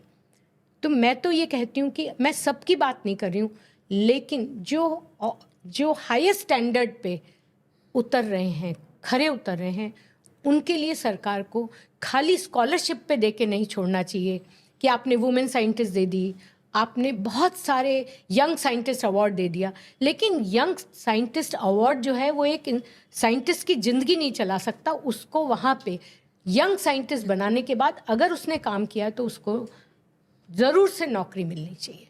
ये मेरा आज का मैसेज है। आप जो बात कह रही हैं, अगर ये ऐसा नहीं है तो ये बहुत भयानक है, क्योंकि इससे पूरा डिसिप्लिन की डेथ हो रही है। क्योंकि मुझे ऐसा लगता है कि अगर 10 क्वालिफाइड बच्चों को भी नौकरी नहीं मिल रही है तो वो बाकी 1000 बच्चों को ये मैसेज देता है कि पढ़ने से और अच्छा काम करने से कोई फ़ायदा नहीं है। फाइनली पैसे दे के काम हो जाएगा तो क्यों मेहनत करें, ये मेरा मैसेज है। यानी कि एक brilliant student scientist should get it. उसने अपना काम किया, उसने रिसर्च की, रिसर्च करने के लिए उसको स्कॉलरशिप मिली, यहाँ तक सब ठीक है। लेकिन अब रिसर्च करने के बाद, स्कॉलरशिप लेने के बाद जब उसने पेपर सबमिट कर दिया, उसकी पीएचडी आ गई, अब उसके बाद वो क्या करे? अगर वो अपनी रिसर्च को कंटिन्यू करना चाहता है, एडवांस स्टेज पे ले जाना चाहता है, उसके लिए उसको एक इंस्टीट्यूशनल फ्रेमवर्क चाहिए। Institutional and for working freely if you, because अगर आपको अच्छा काम करना है तो उसके लिए आपको 11 महीने की नौकरी, 11 महीने की जॉब नहीं चाहिए। आपको एक तरह से मेंटली आपको फ्री होना है कि मेरा रोटी पानी का इंतज़ाम है, मैं लग के काम कर सकता हूँ। लेकिन अगर मुझे हमेशा यही रहे कि मेरे को अगली बार ये एक्सटेंशन मिलेगी कि नहीं, मेरे को दूसरी स्कॉलरशिप मिलेगी कि नहीं, तो आप में मन लगा के काम कभी नहीं कर सकते। ये सिक्योरिटी नहीं है, ये सिक्योरिटी नहीं है, ये सिक्योरिटी नहीं है। तो फिर साइंस से साइंटिस्ट कहाँ से बनाएंगे हम? इसी के लिए मैं आज, मेरा यही आज एक मैसेज है इस चैनल या जहाँ पे भी ये ब्रॉडकास्ट होगा कि कहीं ना कहीं उन बच्चों को ज़रूर से जो सब तरह से तैयार हैं उनको ज़रूर से न, क्योंकि वो बच्चे कभी ना कभी फिर हमारा देश छोड़ के बाहर जाते हैं और उससे हमें 2 तरह का नुकसान है। जिस बच्चे को ट्रेन हमने किया वो बाहर जाके अपनी नॉलेज और अपनी जो ट्रेनिंग हमने, जिस पे पैसे हमने खर्च किए, उसका यूज़ वो कहीं बाहर दूसरे देश में कर रहा है और उनको फ़ायदा हो रहा है। तो हमारा ये बहुत बड़ा नुकसान है, हमारे बच्चे का भी नुकसान है और हमारे देश का भी नुकसान। यानी जो टेक्नीशियंस का और ब्लू कॉलर जॉब्स हैं, उनका जो ब्रेन ड्रेन है वो एक बात है, लेकिन जब हमारे इस लेवल के साइंटिस्ट बच्चे बाहर चले जाते हैं नाउम्मीद होकर के अपने देश से, ये तो बिल्कुल बहुत बड़ा नुकसान है देश का। तो ये मेरा आज का मैसेज है। और जहाँ तक मेरा अपना सवाल है, हाँ। मुझे लगता है कि मैं बहुत साल तक मैं इस तरह से आपको कह सकती हूँ कि ये सब बातें जो आज मैं आपसे कर रही हूँ, मैं अपने दिल से कर रही हूँ, क्योंकि मैं भी बहुत साल तक शिकार हुई। मैं बहुत साल तक मैं यूजीसी की आरए बनी, मैं सीएसआईआर की आरए बनी, मैं सीएसआईआर की पूल ऑफिसर बनी, मैं वुमेन साइंटिस्ट बनी, मैं टेम्पररी लेक्चरर बनी 5 साल तक, फिर 5 साल की जॉब पे गई, तब उसके बाद जाके मैं परमानेंट बनी और लेट बनी, लेकिन फिर भी I feel grateful that I could get a job in Pune University, and not only that, I could reach to a level of professor and emeritus professor, which was almost like a cream on the cake when I became emeritus. So I am completely satisfied with my career. Late था लेकिन था। मुझे जो नाराज़गी या जो मुझे चिंता है ये उन लोगों की है जो मेरी तरह आगे तो बढ़ते हैं, लेकिन मैं तो परमानेंट होके यूनिवर्सिटी के अंदर जॉब करके पूरी एक तरह से ज़िंदगी जीना कहते हैं, साइंस की भी और अपनी भी मैंने जी। तो I am very happy soul, because I could get little bit late but I am happy. But there are many who could not get. उनकी कितनी इनसिक्योरिटी होती है? उनकी इनसिक्योरिटी है जिस नोट पे आज मैं ये बात एंड करना चाहूँगी। जो लोग इन इनसिक्योरिटीज़ के बावजूद देश में बने रह करके देश के संस्थानों में काम करके देश की साइंस को आगे बढ़ाना चाहते हैं और उसमें कंट्रीब्यूट कर रहे हैं, ये उनके लिए बड़ा जिगर का और बड़े बहादुरी का काम है कि आप लोग ये कर रहे हैं। आप सब लोगों को हमारी तरफ से वी आर ग्रेटफुल रादर, बहुत सलाम रहेगा कि जिस हमारे यहाँ छोटे छोटे कॉमेडियंस जो हैं वो लाखों कमाते हैं, करोड़ों कमाते हैं, वो 7-8 करोड़ का इनकम टैक्स भरते हैं, इतना कमाते हैं जो कॉमेडियंस हैं, ठीक है। और हमारा साइंटिस्ट है वो 2 वक्त की रोटी के लिए सिक्योर नहीं हो पा रहा है। ये कुछ ना कुछ बुनियादी गड़बड़ है हमारे सिस्टम में कि हमारा साइंटिस्ट एक हैंड टू माउथ है और परेशान है, जो डॉक्टर भार्गव ने कहा। बहुत बहुत शुक्रिया इसी नोट पर और इस उम्मीद के साथ में कि कहीं ये आवाज़ पहुंचेगी। आपने जो टेक्निकल इसमें हिंड्रेंसेस बताए हैं, रुकावटें बताई हैं, वो सुनने वाले जिनको सुनना चाहिए वो सुनेंगे और हमारी जो टैलेंट है उसको फ्रस्ट्रेट नहीं करेंगे, उसको फलने फूलने में मदद करेंगे। बिल्कुल, बहुत अच्छा लगा बात करके।